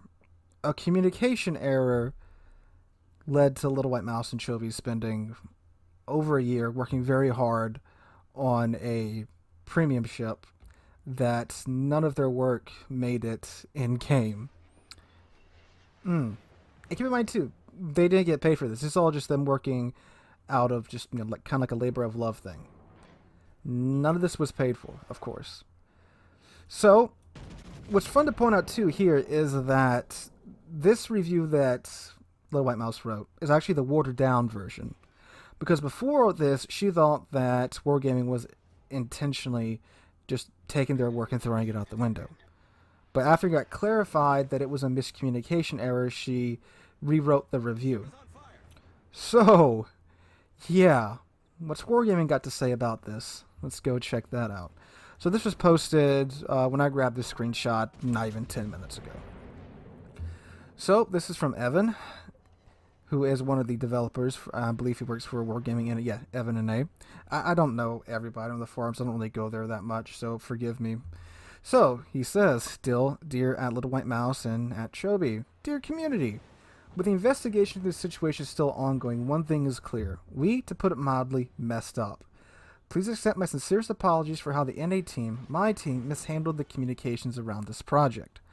We promised things that were not ours to promise in the first place, then failed to properly communicate about them with the rest of the team, both here in NA and globally. We created expectations, failed to deliver on them, and then, after a change of staff responsible for this project, walked all over them nonchalantly. We let you down and yet again betrayed what trust you put in us. I am aware how hard it will be to rebuild and regain that trust, but we will do our best to become the partners we need to be for you. We will need more time to finish reviewing all communications relevant to this case, and we'll issue a final statement once this is done. Please bear with us until then. Best regards, Evan, Regional Publishing Director, Warships, North America. So, yeah. Well, they admitted they screwed up, which is... doesn't always happen with Wargaming. It happens from time to time, but normally only when it's a really big screw-up do they come outright and say, hey, we screwed up, and this is a screw-up of enormous proportions. So, evidently, it was a communication issue, a miscommunication, or somebody in Wargaming NA didn't talk to somebody else in Wargaming NA who didn't talk to somebody in Wargaming Global. So yeah, lo and behold, another miscommunication and communication issue caused Little White Mouse and Chovy to work for over a year, very hard, very fantastic work too, on a ship that barely anything that they worked on made it into game. Maybe the idea of some of the designs and like the name made it in, even though they didn't choose Yukon, they said, all right, that's fine.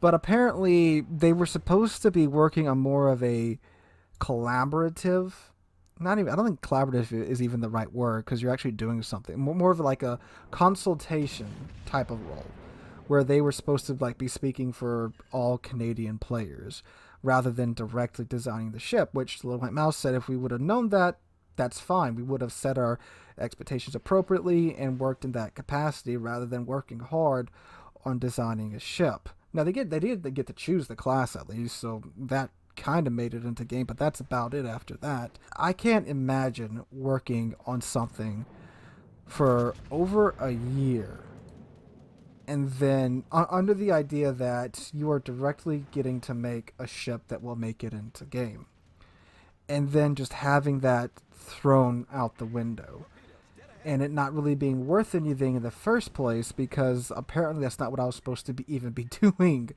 And I mean, just like the artwork, designing the ship camouflage, that all takes a tremendous amount of time. It's not like you just, open up Microsoft Paint and then have at it. It takes time to design it, make a couple of prototypes, and then get going on it. I mean, like, I'm working on just a model, as you guys who saw yesterday's video saw. And, that takes weeks to do. And I would hate if something happened to this model, like house got broken into, house caught on fire, and it just went up in flames, and I just lost all the work that I've been working on this model for just the past couple of weeks on, let alone working on something like this for over a year, and having all of that work just tossed out the window. I would be livid. So I'm truly sorry that this happened to you, Little White Mouse and Chobi. This is just disastrous, and I hope they come around and make this up. Now, how could they make this up to not only Little White Mouse and Chobi, but to players that were looking forward to this? Um, there's like one or two options. Option one, all the work's done. Why not introduce the Nunavik and let them keep the name? Let them keep the name. Let them keep the camouflage. They've done all the work for you. So why not just get around to putting it together and putting it in game? And offering players the opportunity to swap the Yukon for the Nunavik. Then you got a Yukon in game, you got a Nunavik, you got 2 Commonwealth battleships in game now. It's another premium you can add in, so it's a win for Wargaming either way if they take that route. Other than that, I don't really know how they could make it up. I mean, when you work on something hard, thinking it's going to be in game, the best way to make it up to that person is to put it in game. So that would be the ideal situation in my mind. They may come up with something. They're normally very good at coming up with some type of solution in their minds and letting it go with it, like with the Groningen. People were very upset that that the Groningen was coming out and the Friesland was being, not really replaced by it, but the Friesland was staying in the Pan-Euro tech tree and the Groningen was going to the Dutch tech tree. And people were very upset because they wanted the Friesland to go into the Netherlands tech tree. Then they came up with a solution of, well, you can trade your Friesland for the Groningen in 10.7, so you can have your Friesland in the Dutch tech tree, but it's just going to be called the Groningen instead. Again, I don't know what they could do in the situation besides just adding the Nunavik in, the ship that Little White Mouse and Chobi designed. I think that would be the best case scenario. Again, all the work's done for them. It would seem to be a pretty simple solution in my mind, at least. But again, a lot of work was poured into this. Please go check out Little White Mouse's Yukon review and scroll down to the bottom if you want to see the story. Well, actually read all the review because it's quite entertaining to read the I don't know if, I guess this is passive aggressiveness or just straight out aggressiveness and Little White Mouse's review, but yeah, it's a spicy review. So if you want to read some good old spice, go check it out. Again, link to that will be in the description down below. But again, guys, if you're wondering about the Yukon, don't buy it. It's a terrible ship. Some people are enjoying it, and good on you, but I mean, it's got the range of a tier 3, actually less range than tier 3 battleships. But anyway, guys, that's all I got for you today. Again, please go check out Little White Mouse's article. If you enjoyed the video, make sure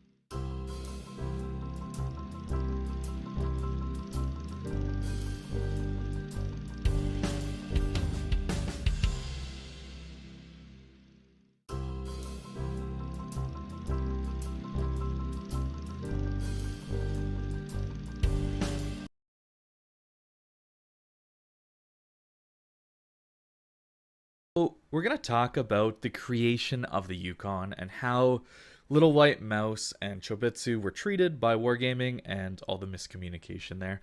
I went over this on my live stream, and I just kind of cut up the important bits, I think, into this video.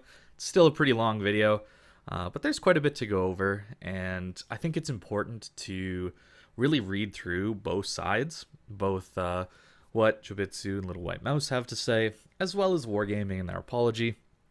Give both sides the light that they deserve, and not to be super biased about things. So if you want to read this article yourself, the link will be in the description down below, as well as a link to my second channel where the unedited version of this stream highlight will be uploaded, and you can get the full long reaction and thoughts about this whole thing. So this is a different type of content than I normally do. It's kind of drama, and I don't really want to focus on drama stuff, but a lot of people wondered what my thoughts were on this and why I didn't cover it in my Yukon review. And so I think it was important to take a look and address this and just give you my thoughts on it. So let's get into it.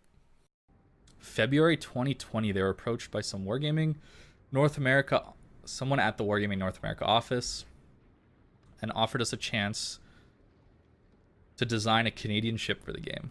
So that's in February 2020. That's a long time ago already. That was a very long time ago.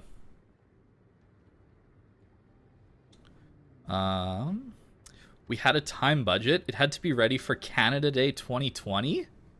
What? What? That's so fast. So I had 5 months. That is not much development time. Right from the start, stoked and immediately set to work. Here's what I would like to know. Were they paid? Or was this just like a pro bono project? Likely pro bono. I would guess this is just hey, do you want to come do this? And they just said yes because it would be a cool opportunity, not because they're getting paid. They got a free Yukon. I wouldn't count a rental of an in-game ship a payment. You got to remember, guys, digital goods are not yours to own. You are simply renting them for the duration of the game if you buy it.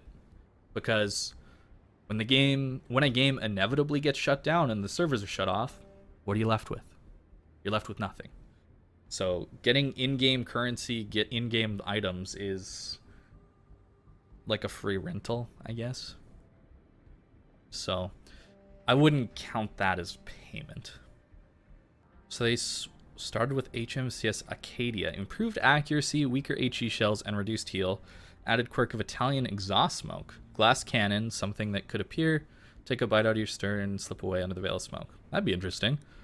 The original special camo was to make the ship look like an enormous war canoe of the Haida tribe. That would be cool. Until the USS Anchorage had the exact same special camo, or similar. Oh, wait. Was released with almost exactly the sort of camo I'd been developing, like straight up uncanny resemblance, so that month and a half down the drain for you. Dang, that sucks. So they just jacked it? Is that it? Yeah, I mean, that looks pretty similar. Not like exact, but the same idea is there. Dang, that's too bad. Fast forward to start of 2021. So that original 2020 Canada Day was obviously canceled in between this. Months passed, waited to see the results. Okay. Excited to hear how it goes, hinting of a ship being released. Oh, they have no idea. When did Hints of Yukon start? Is that like a month ago? So they've been left in the dark for like 4 months, something like that. And then Wargaming arrived with which each successive change log, the ship lost another element that made it worth looking into. The smile faded from our faces as the fun tax was applied. Does that mean literally everything that Chobetsu did was thrown in the garbage can? She designed logos, she designed camo types, and none of them made it to the game. Ship. That sucks. And keep in mind, they're doing this all for free. And they were approached by Wargaming to be involved in this. I literally have had more content added to the game as a result of being one of the finalists for the community patch design contest. At least my mermaid arrived with only a few minor changes. Oof. So a small little patch had more of her content than the ship she was asked to help design. A year of work wasted. Thankfully, it didn't consume much of my time. And while our immediate contact within the company was more than helpful in getting this project off the ground, I can't help but feel everyone after them in the chain of development simply said, yeah, that's nice, we're going to go do this and go do instead. Here's what we're going to go do instead. So communication issues. Wanted to make sure that the content we get be the best it could be. And for the first time, I actually had a chance to truly shape some content, but in the end, it was an illusion. The hope I'd built for over a year, all of the maybe this time they won't disappoint me's, that I'd stashed away for winter. Well, it's late spring now, just about summer. But I've yet to see the fields of pink boreal flowers bloom and bring life to this barren tundra. I genuinely hope it can be fixed, that the ship will grow into the hype we originally had for it, but it's out of my hands. All that is left for me to eat my soup and watch the show unfold. Well, that's really sad for Chobi, I guess is the nickname. So my sister is an artist. A very good one, in fact. Works for an animation company now. And I can say with a lot of certainty that artists take a lot of pride in their work, and they're very proud and happy with a lot of the things they do. And for people to just throw it in the garbage can, that is pain. Like that hurts an artist more than a lot of words could. So that sucks, man. That really sucks. Holy crap, look at the first line. Alright, Chobi and I are clearly entitled idiots for thinking anything good would come of this. Oh no. Well, she's mad. Probably has a right to be. Decision to step over submissions, nothing to do with malice, everything to do with ignorance. Contact knew who we were, this wasn't important further up the chain. It seems our contributions were perceived as suggestions from random Canadian players, yet somehow these suggestions were sufficient enough to get the Yukon project off the ground in the first place. Don't understand. I would not have suggested Monarch if I had known how little influence my designs would have on the project. While I did not expect any proposed gameplay element to survive development fully intact, the spirit of it certainly could. That's fair. I wanted a glass cannon Monarch at tier 7, in the spirit of what Ashitaka is to Amagi. That's fair. Wargaming went the complete opposite direction, giving us a damage sponge. Based upon my previous conversations with Wargaming North America, I thought we were being asked to design the ship. According to Wargaming, we're not asked to design the ship. It's only clarified now. Apparently we were just reached out to if they needed us, despite needing us right from the word go. Oh, to get the project off the ground. Yeah. No one at Wargaming thought to tell us this for well over a year. They took our design submissions, took Chobi's art, they took our discussions, built the ship we have now. It took 16 months of time, energy, and enthusiasm. Yep.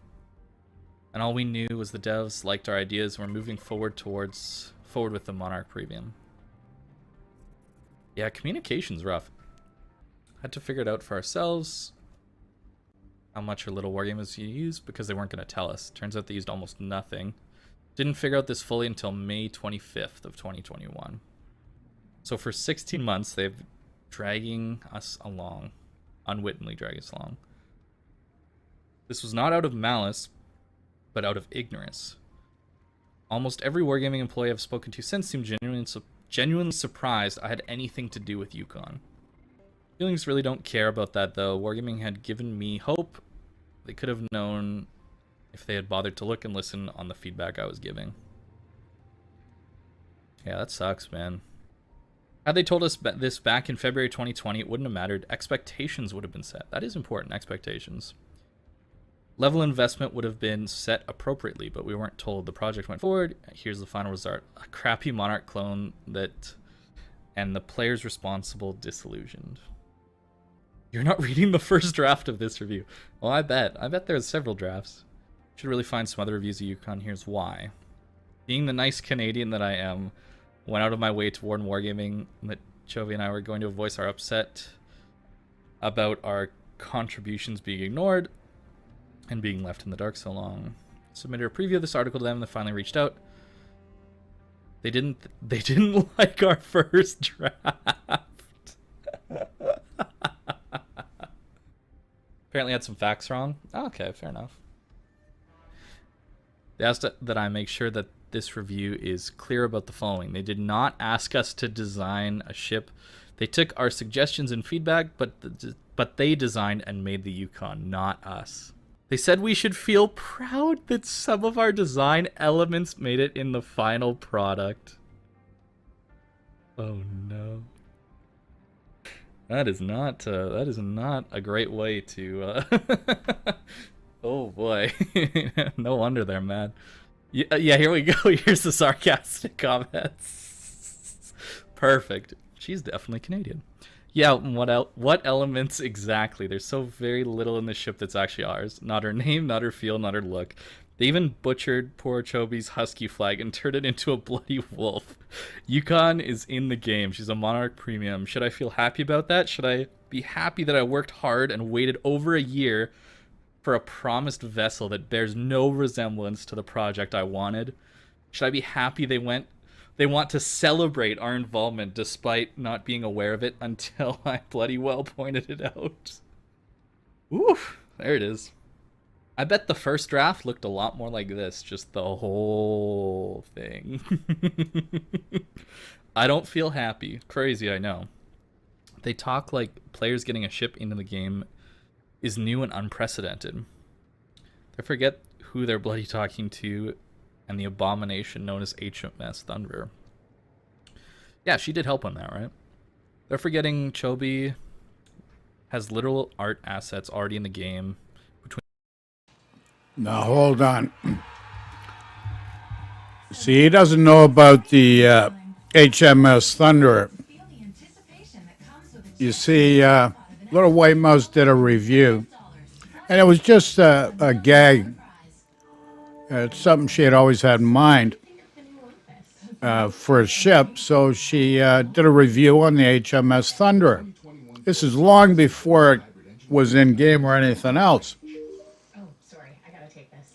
So subsequently, after she had done that and explained that no, the ship was not in development, Wargaming took whatever she had done as a review and actually made the HMS Thunder. That is exactly what happened there, just so that you know for the record. Between a patch and another flag. They talk down to us like we should be sparkly-eyed and enthusiastic for this humiliation. They've pushed me even further away from this ship over the last couple of weeks, and I did not think that was possible. I'm supposed to be on a break now, and they're jeopardizing me ever coming back after this crap. Damn, that sucks. Feel disrespected, hopeless, and sad. If how Choby and I were treated bothers you, speak with your wallet and not with drama and sensationalism. I won't think less of you if you ignore all this and want Yukon anyway. All I ask is keep things civil. That's good. You guys should go support her Patreon. I'm pretty sure she has one. I'll put it, when I make this video, I'll put it in the description. And, yeah. You should definitely go support her. If you're thinking about getting this ship, and this is enough to make you not want this ship, because let's be honest, the ship is not that special. It's not overpowered. It's a combination of things that's slightly new, but it's not.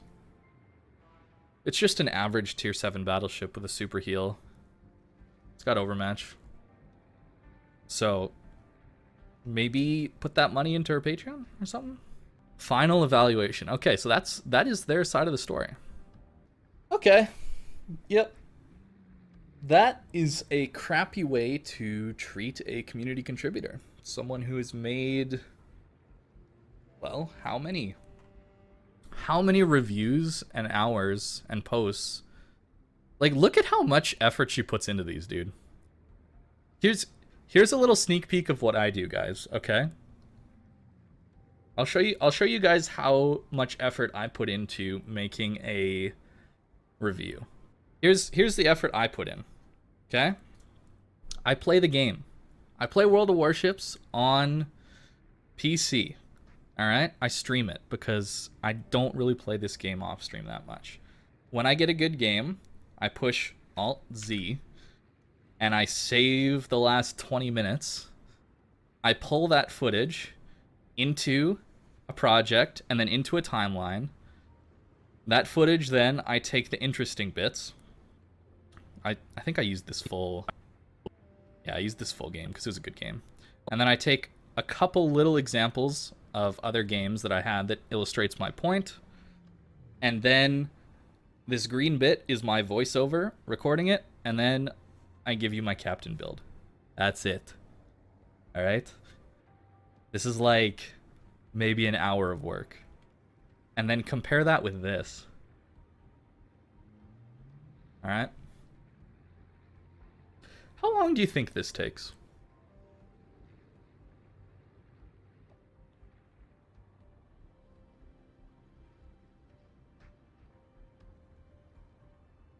Look at! She's comparing every battleship this faces. The range of it. Look at these graphs. There's so much good information here.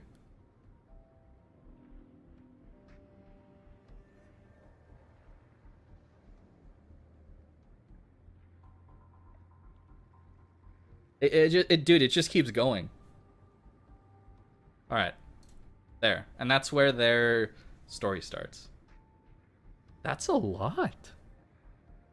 That's a lot more work than I do. Props to her, honestly, for putting all this effort in. Look at how many reviews she has, dude.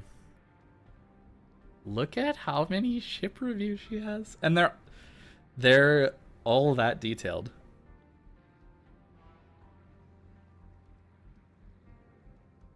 Probably puts the most effort in out of any CC.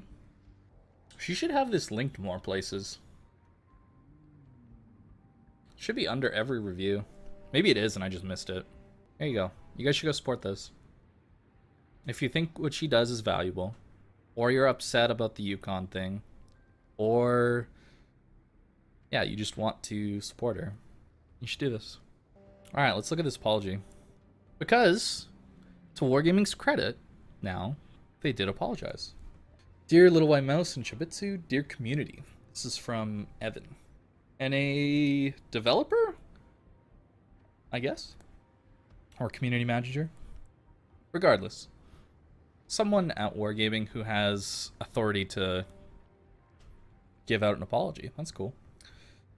While the investigation into the situation is still ongoing, one thing is clear.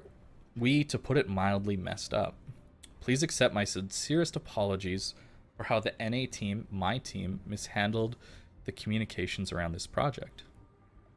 We promised things that were not ours to promise in the first place, then failed to properly communicate about them with the rest of the team, both here in NA and globally. We created expectations, failed to deliver on them, and then after a change of staff responsible for this project, walked all over them nonchalantly. We let you down, and yet again betrayed what trust you put in us. I am aware how hard it will be to rebuild and regain that trust, but we will do our best to become the partners we need to be for you. We will need more time to finish reviewing all communications relevant to this case, and we'll issue a final statement once this is done. Please bear with us until then. Best regards, Evan. Regional Publishing Director, WOWS NA. So he's in charge of NA. Neat. That's a pretty good apology.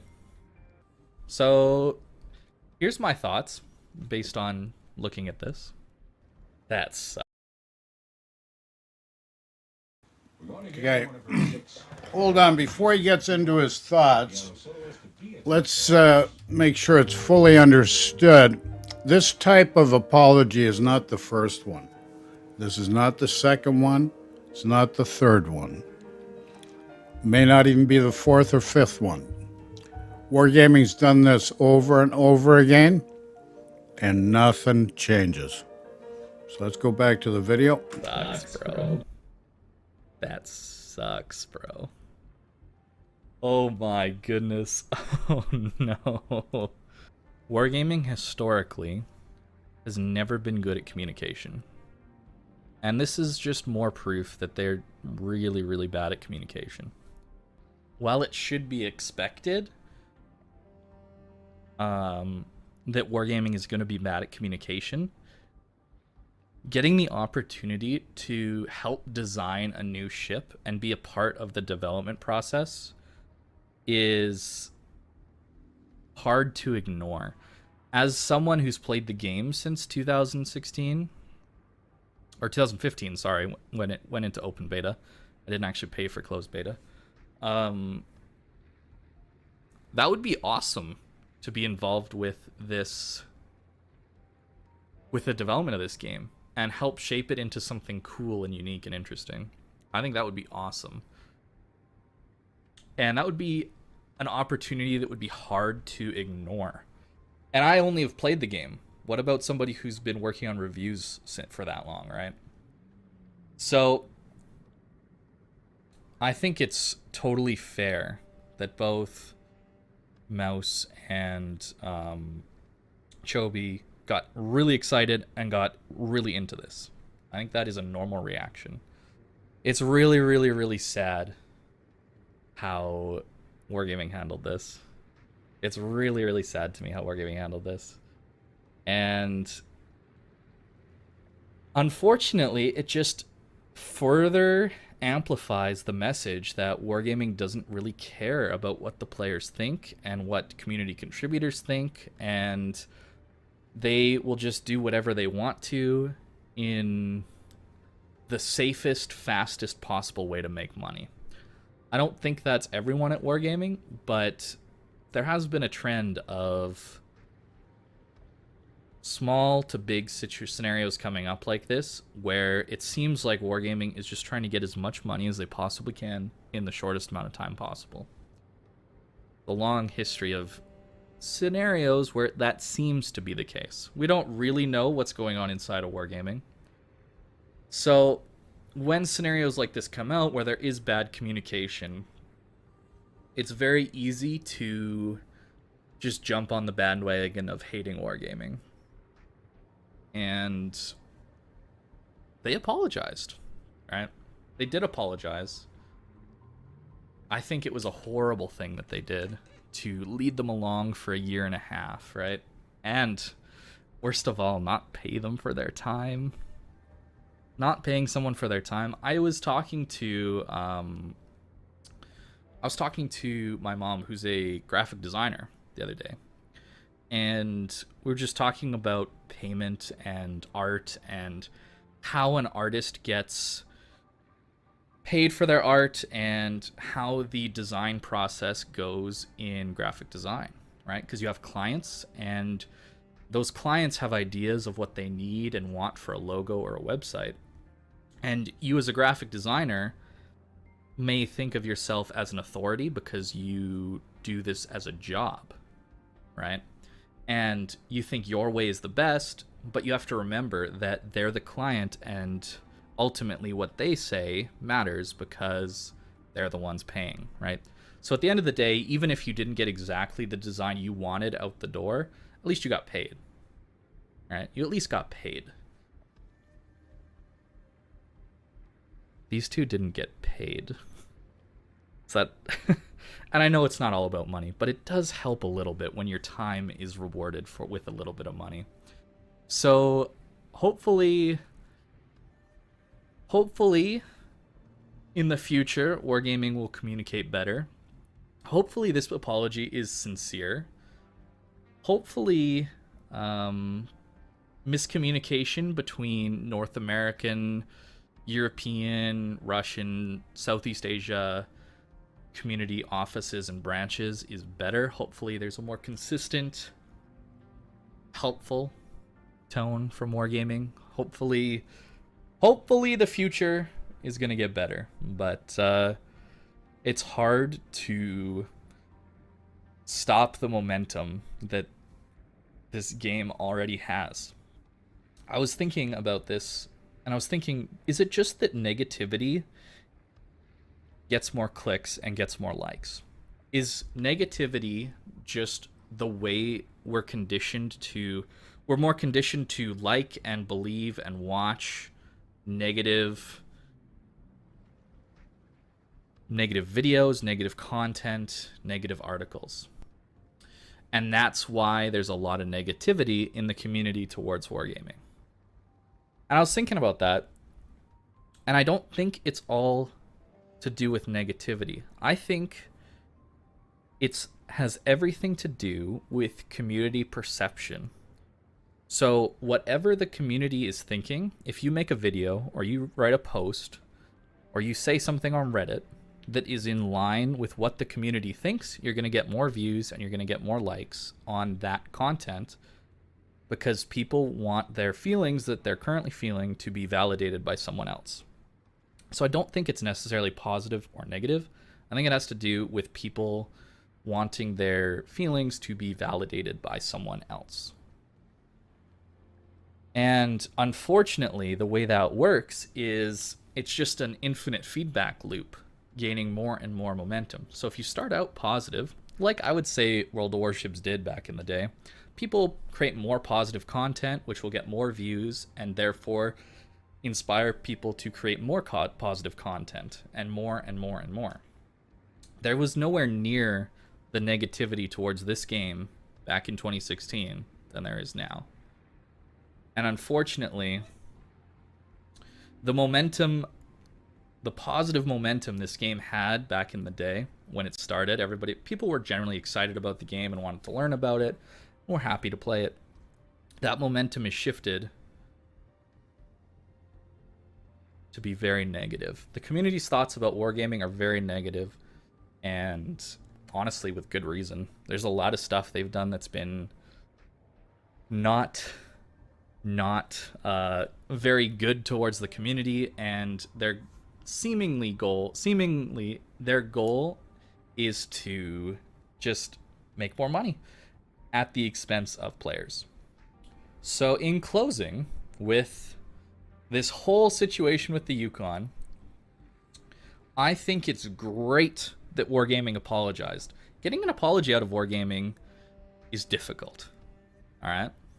Very difficult. And this was a well-worded apology. They said the right things. But now they need to actually act on it. All right? This apology will only mean something 6 months from now when we either see a change or things continue how they have been. And Okay, I got to interrupt here, and I'll tell you why. Because now, it's definitely a couple months after this incident originally happened. Yeah, they say all the right things, and they've done this once, twice, 3, 4, 5, 6, 7, 8, 9, 10, multiple times in the past, and nothing changes. And here we are a couple months later. Everybody's given Wargaming the benefit of the doubt, and what do we have? Within the past week, they got rid of a great contributor to the game, guy by the name, went by the handle Nizenel. And he went from Warships to World of Tanks, helping out there. And they made him the scapegoat for this whole debacle. Like, this is how they do things. Like, these guys are totally messed up.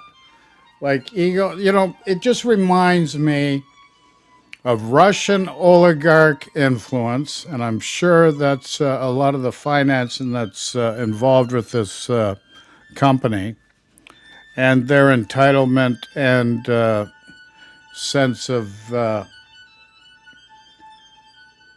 being superior.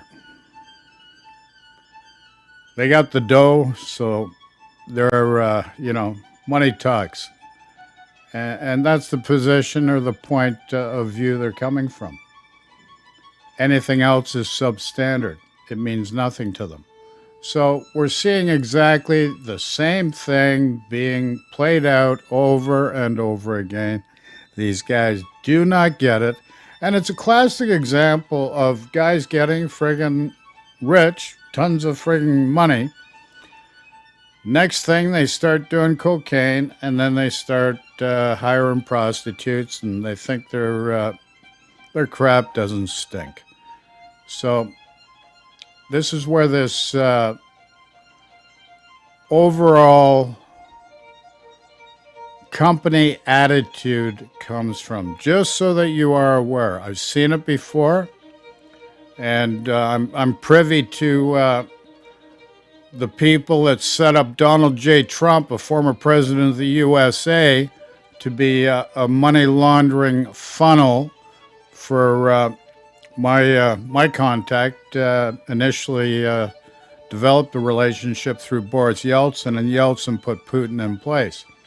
So there's a few decades of the Russian people being oppressed, and IMF money, nuclear disarmament money, all being funneled out for the benefit of Putin and other oligarchs, and Putin's vision of oligarchs running the world.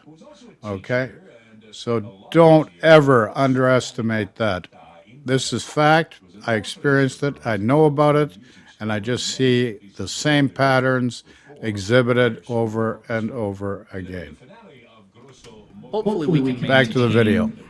a unbiased look at what wargaming is doing and see if they're actually changing, because it's hard to change the direction of a company.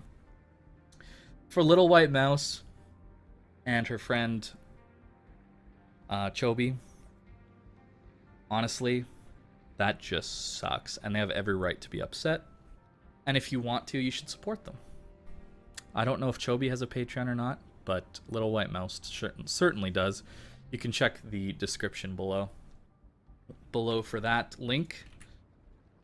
And for me personally, because you're on my channel, and I appreciate you watching this video, and my thoughts on this whole situation, for me personally, the reason I didn't mention how Wargaming handled the creation of it with Little White Mouse, the reason is because, again, I purposefully, intentionally ignore others' reviews of ships to get an unbiased look at a ship. I want to form my own opinion.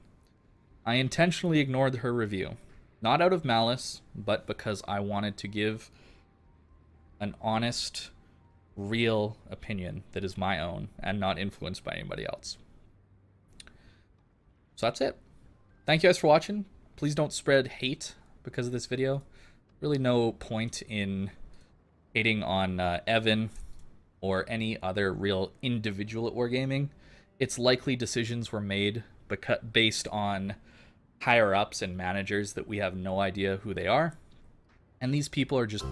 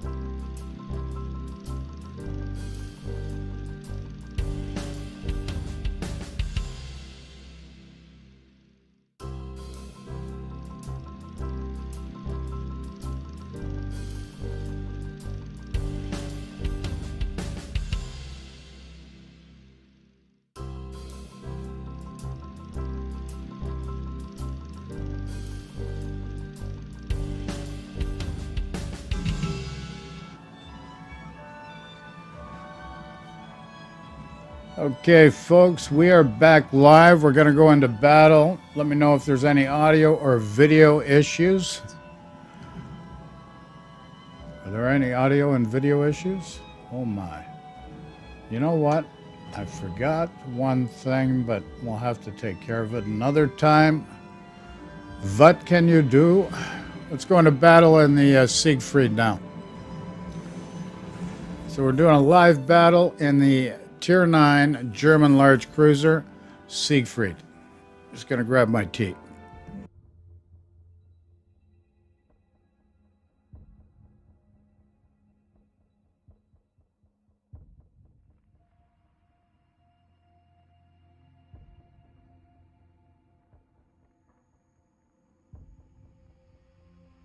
Okay, we're going into the battle queue. And let's see what we have to face. Okay, tier 7, 8, and 9. So we're top tier this game. Cool. Let's look at the map. And we do know we got 3 destroyers on each side. We need to do cap denial at A. We don't want to cap it, but I'm going to say A. Hopefully these guys understand that. Maybe the Z44, if he can cap, get in and out, will provide some cover fire for him. That works for me. Don't know if it works for him. We will see. Oy vey.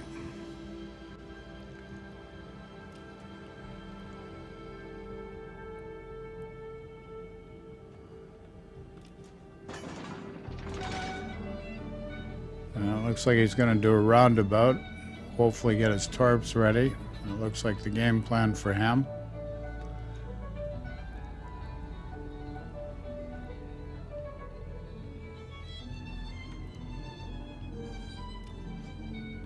Affirmative. Affirmative.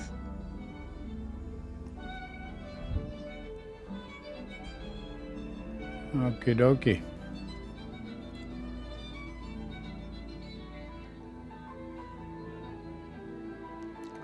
I'll try and give as much cover fire as I can for this Z44.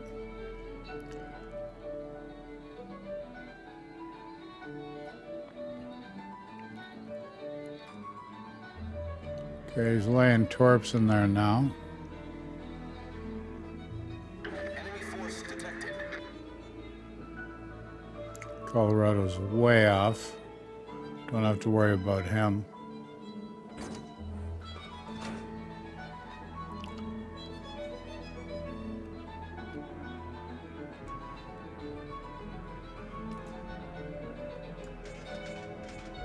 Okay, there's a Lepanto. What do we got here? Johann DeWitt.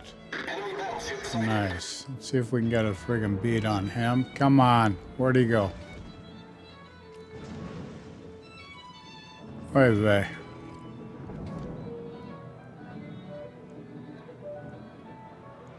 Enemy cruiser. See if we can hit this DD. Concentrate fire on the target.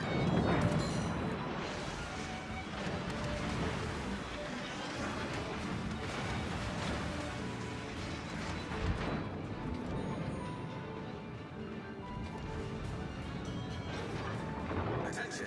Reporting the target position. Enemy battleship detected. Then we got another hit on him. Yeah.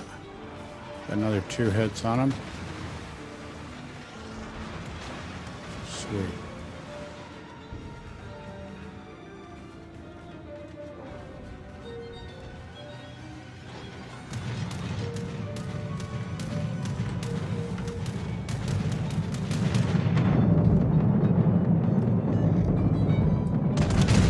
Battleship sighted.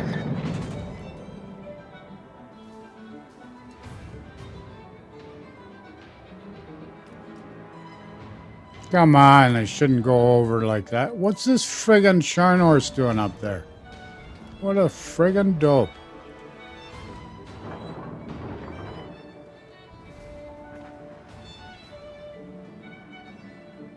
I need help.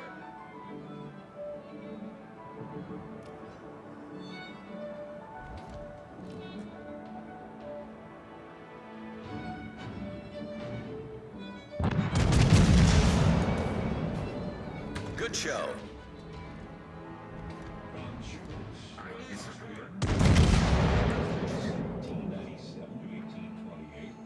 And in March of 1816, when he was 19 years old, he wrote his violin sonata in D. It was the first Ah, come on. What sort of crap's that? Perfect friggin' shot. Give me a friggin' break, man.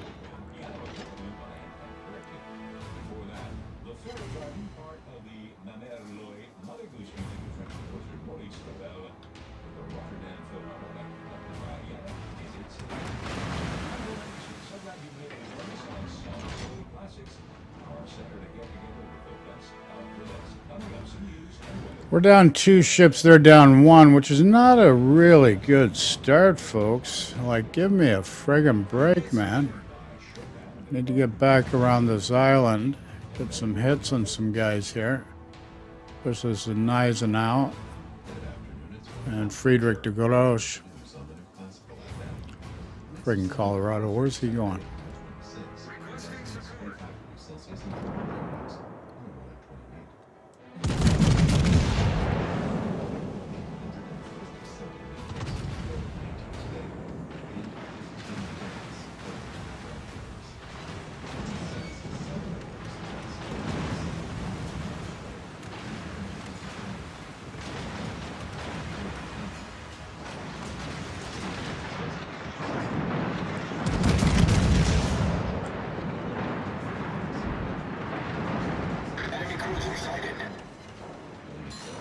The frig was that?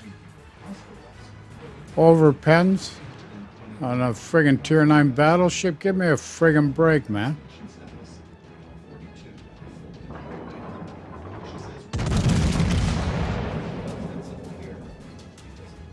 Now we're down 3 to their 1. This is not a good start. Ah, come on. How those friggin' shells go off like that?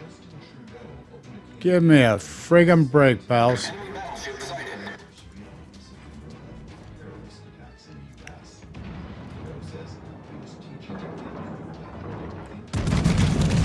Friggin' target lock does weird crap, man.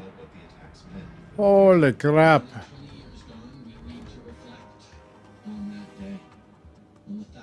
What, nothing hit? Give me a friggin' break, man. Wargaming, you really need to fix the friggin' ballistics on this game, pals. The enemy team is acknowledged that the attacks also marked a shift in the line Friggin' unbelievable. and elsewhere, and called for Canadian. Oh, lucky just got 1 on there that time. Unbelievable. Meanwhile, a state-owned Chinese telecommunications firm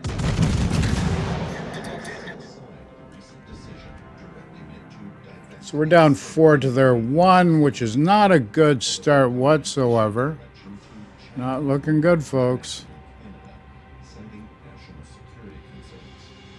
Not looking good. The government has no grounds to believe the company would compromise.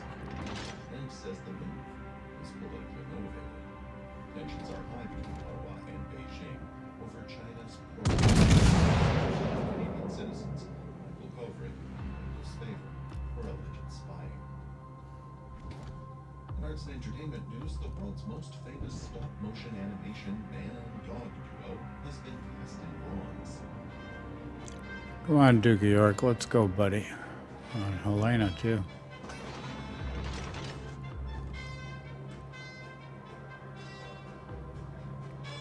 Enemy destroyer detected.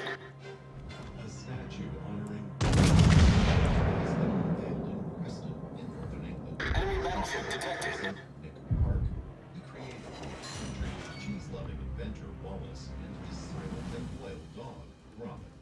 The first short film, A Grand Day Out. Enemy cruiser detected. Enemy battleship sighted.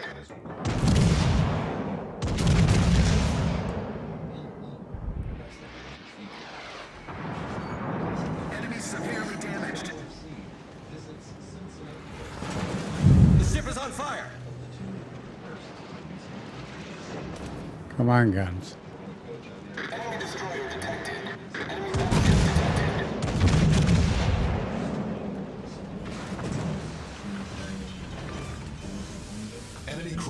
talk.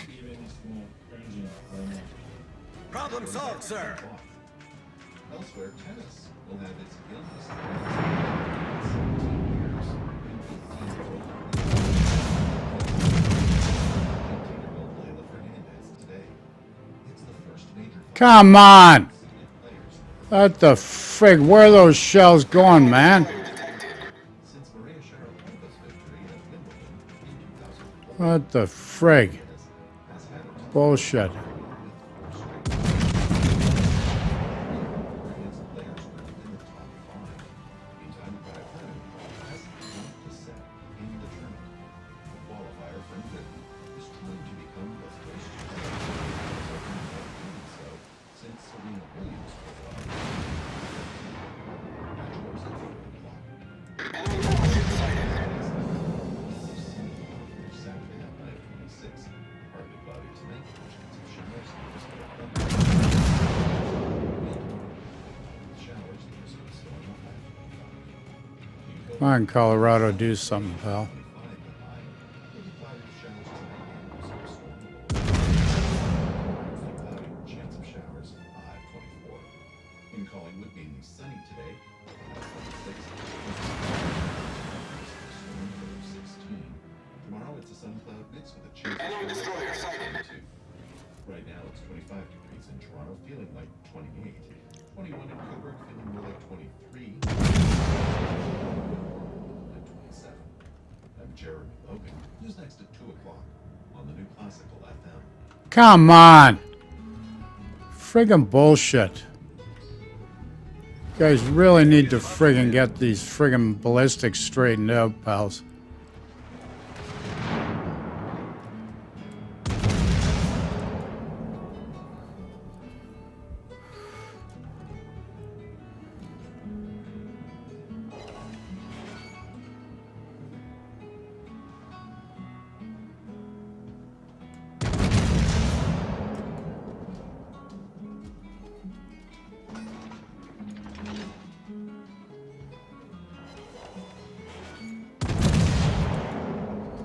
What the frig is going on here?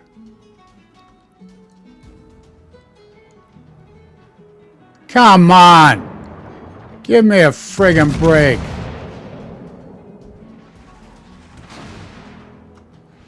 If this doesn't hit, I'll be royally peeved.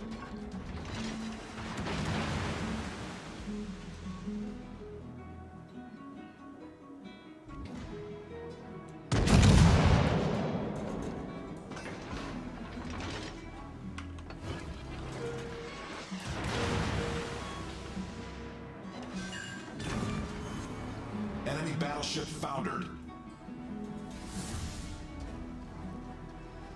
Okay, we only got 4 left and they've only lost 4. Well, I'm gonna have to friggin' just barrel into, A. What the hey? I'm not gonna win this game. Not at this rate.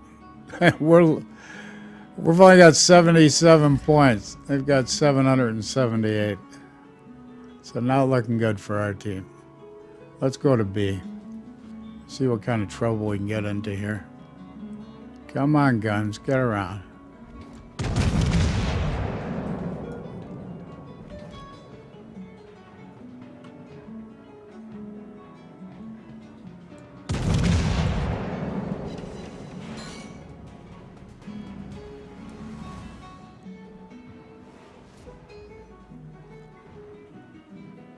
See if we can pull off a win here.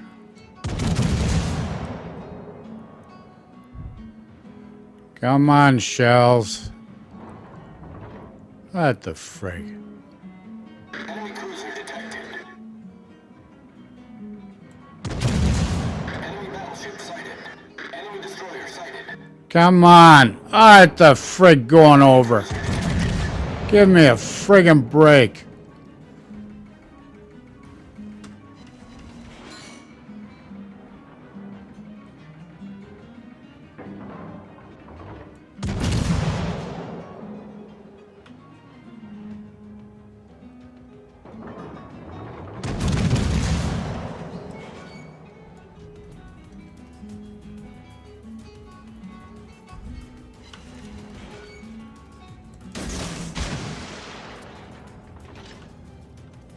I got 925. All looking good for our team, folks.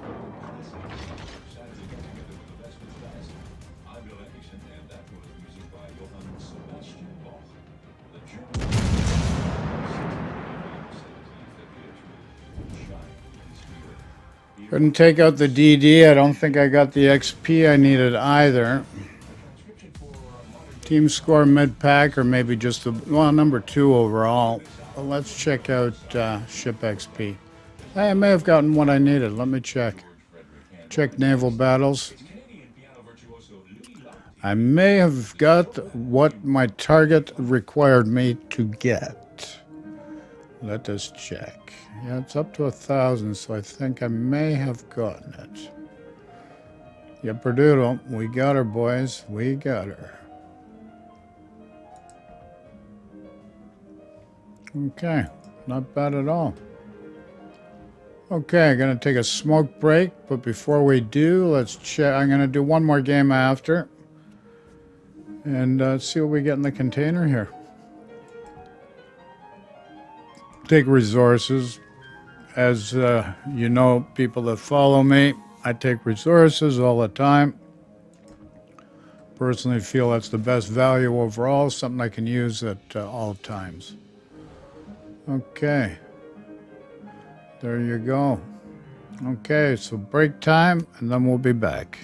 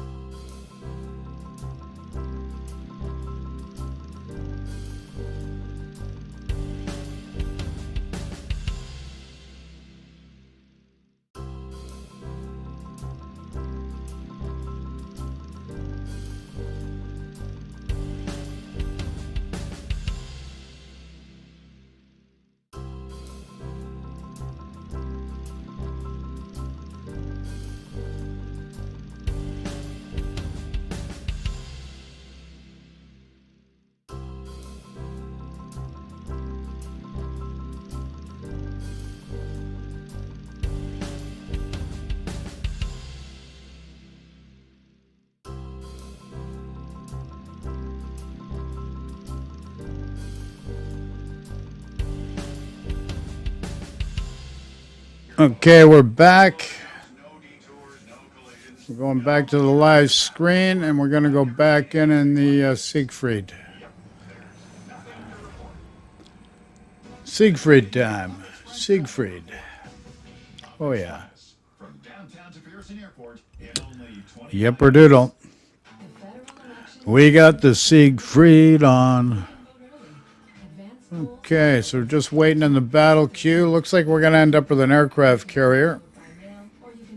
Keep our fingers crossed, maybe not, but in all likelihood, it's going to be an affirmative. Seeing as how there's 5 in the queue. Oh, no. Oh, yes. Okay. Tier 9 top to bottom, no aircraft carrier. Bless you, rascals. Thank you very much. Let's look at the map. Looks like 4 DDs aside. Yipper doodle.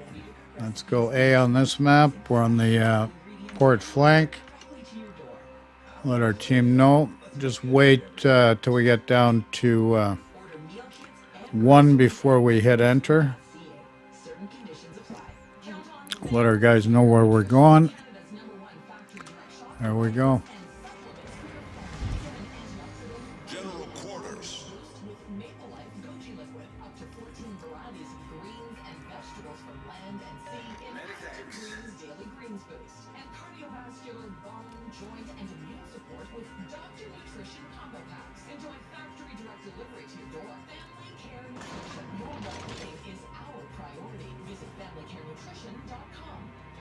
Early involvement with music can contribute to a child's intellectual growth.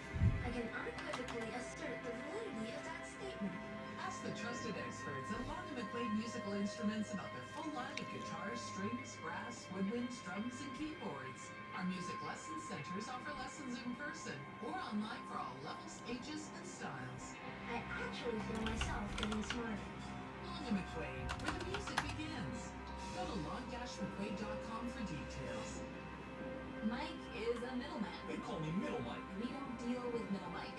That's because Spence Diamonds is a single-purpose diamond house, meaning we do our wholesale buying, importing, and manufacturing in-house. So there's never a need for layers of middle Mikes. Ooh, Benham, he's got a lot of friggin' torps. Good. I should have grabbed that ship. I'm not a DD player. I prefer cruisers. No cut for you, little Mike. Spence Diamonds. But I should have grabbed that DD. That's a good one to have. When it was available. There's always some couldas, shouldas. So that's why you really need to seize the moment when the moment arises.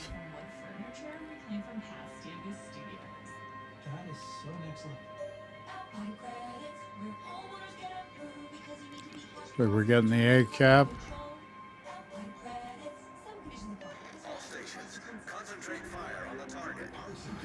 See if we can get some friggin' hits on this lad.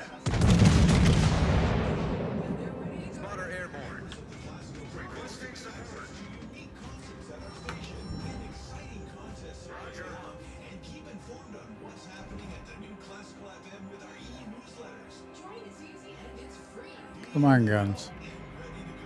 So go to classicalfm.ca and sign up today.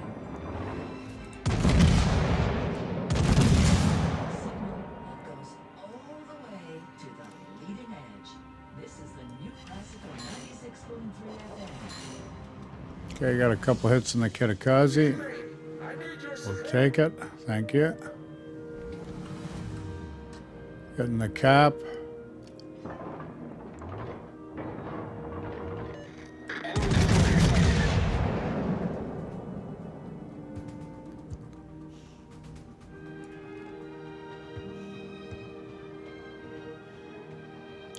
It's gonna hit shit in a stick. What are you gonna do?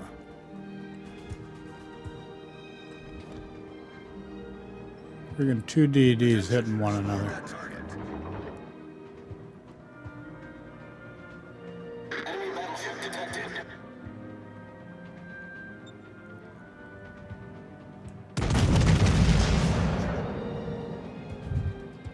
See if we can get another hit in that DD.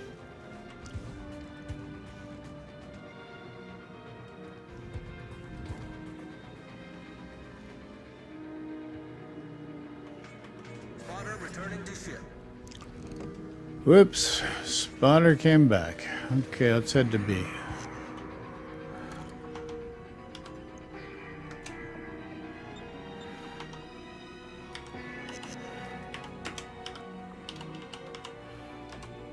All stations requesting fire on the designated target.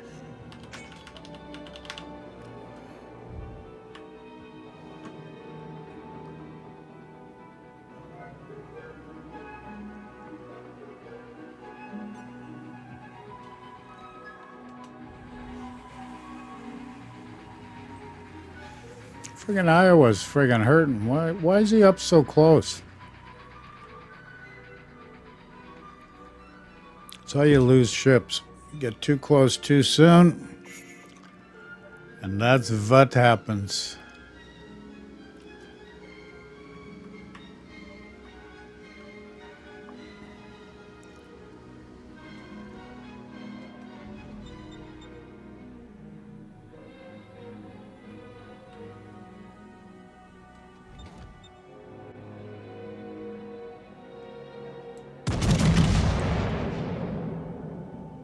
We got a shot in that Missouri.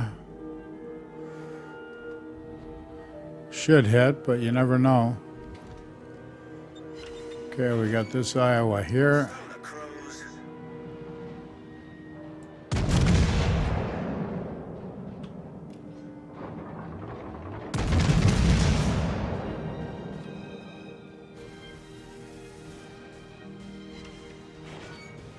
Okay, we got a few hits on him. Come on. Enemy destroyer detected.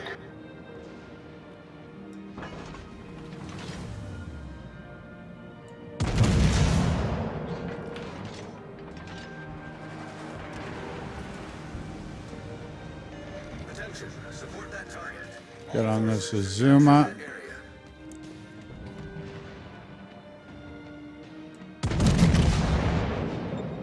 All stations reporting the position of a strategic target.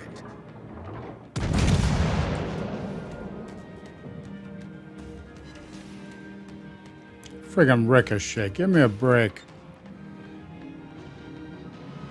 All stations. Come on. Enemy cruiser sighted.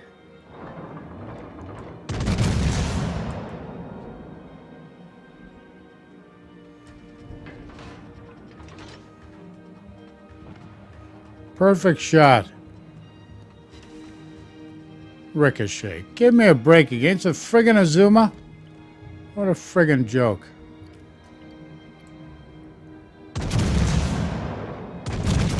Enemy battleship detected.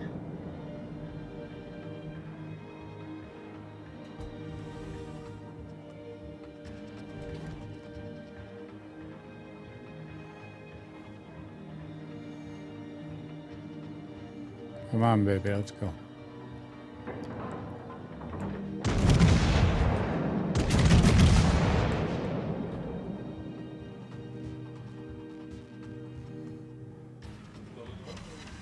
Part of the Slovaks, we have kept their modern history closed here in South Novak in 1870 to 1949. We heard the Royal Liverpool Philharmonic.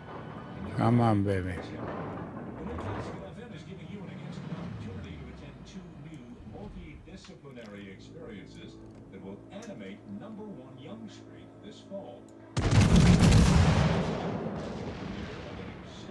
Photographic work of Mika Barishnik. Come on. Absolutely friggin' ludicrous. Enemy cruiser detected. Now, it opens September 18th. The world premiere of Touch is also coming in a version multimedia designed by the National Ballet's Guillaume Cote in Touch explores the experience Enemy destroyer sighted. in time. Touch on September 29th. Enter now for your chance to be there at classicalfm.ca. Here's a Mozart flute quartet. It features Chopin performed.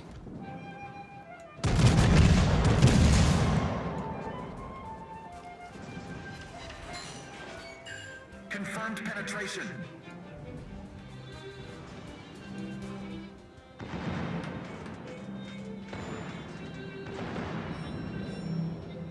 cruiser sighted. Battleship detected.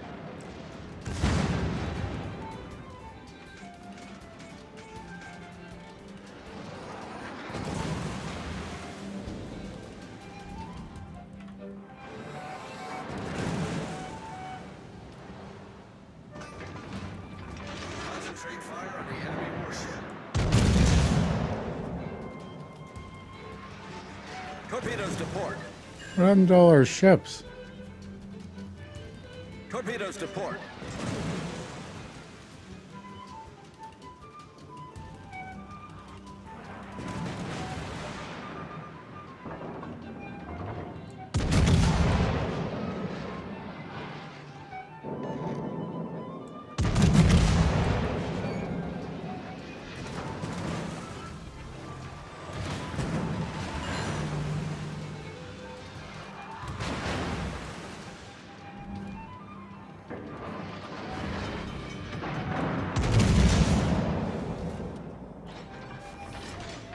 Problem solved, sir.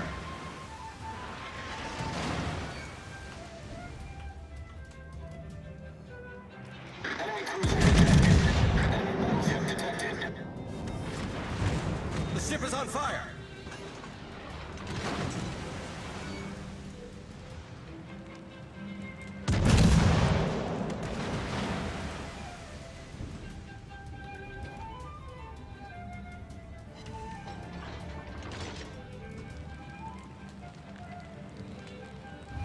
The enemy team has taken the lead.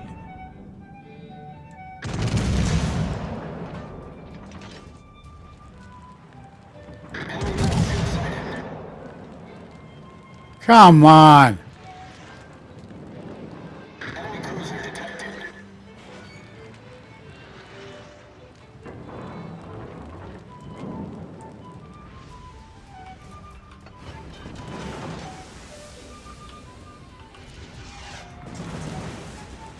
Problem solved, sir.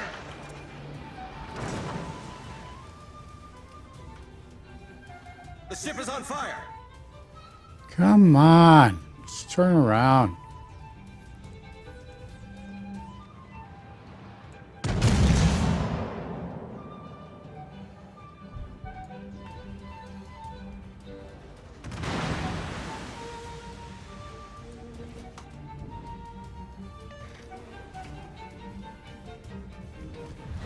The enemy is about to win.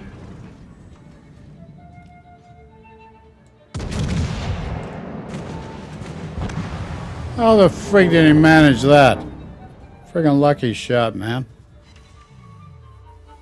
Lucky friggin' shot. What happened to our friggin' team? They just keep YOLOing all the time.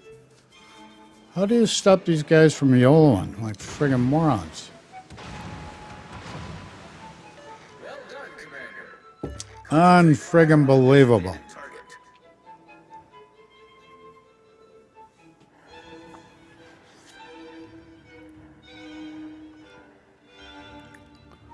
We had the A cap and they lost it. How do you friggin' do that? Try to friggin' keep getting damaged. That's how you do it. Play to win. Get it through your thick heads, folks. Oh no, we only got 2 ships left. Well, I'm not going to make my quota this game for sure. If we had a win, I may be able to, but it's going to be a loss, and there's just no way I'm going to make the quota. Odds have tried, but it ain't going to happen. I can tell you that right now.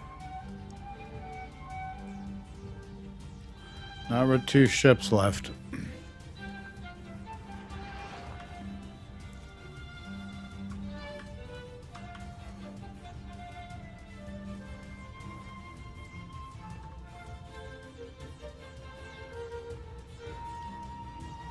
Zuma and the Friedrich de Grosch are not gonna friggin' last much longer, folks.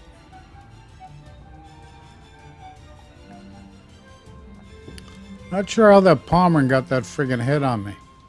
Oh well, got a lucky shot, that's all I gotta say. Didn't give him much to friggin' shoot at, so... Gotta say it's a lucky shot. That's the best I can say.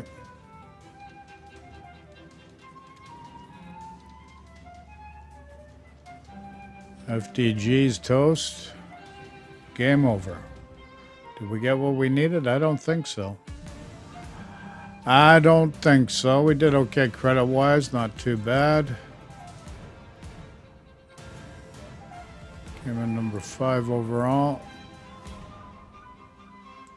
Just couldn't get some lucky hits. Got some good hits, but not as many as I should have. 820 didn't make what I needed, but what are you going to do? What can you do? That's all I got to say. That's right.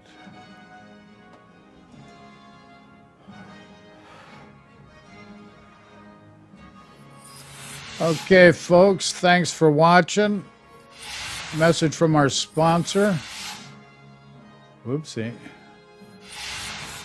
What is that audio?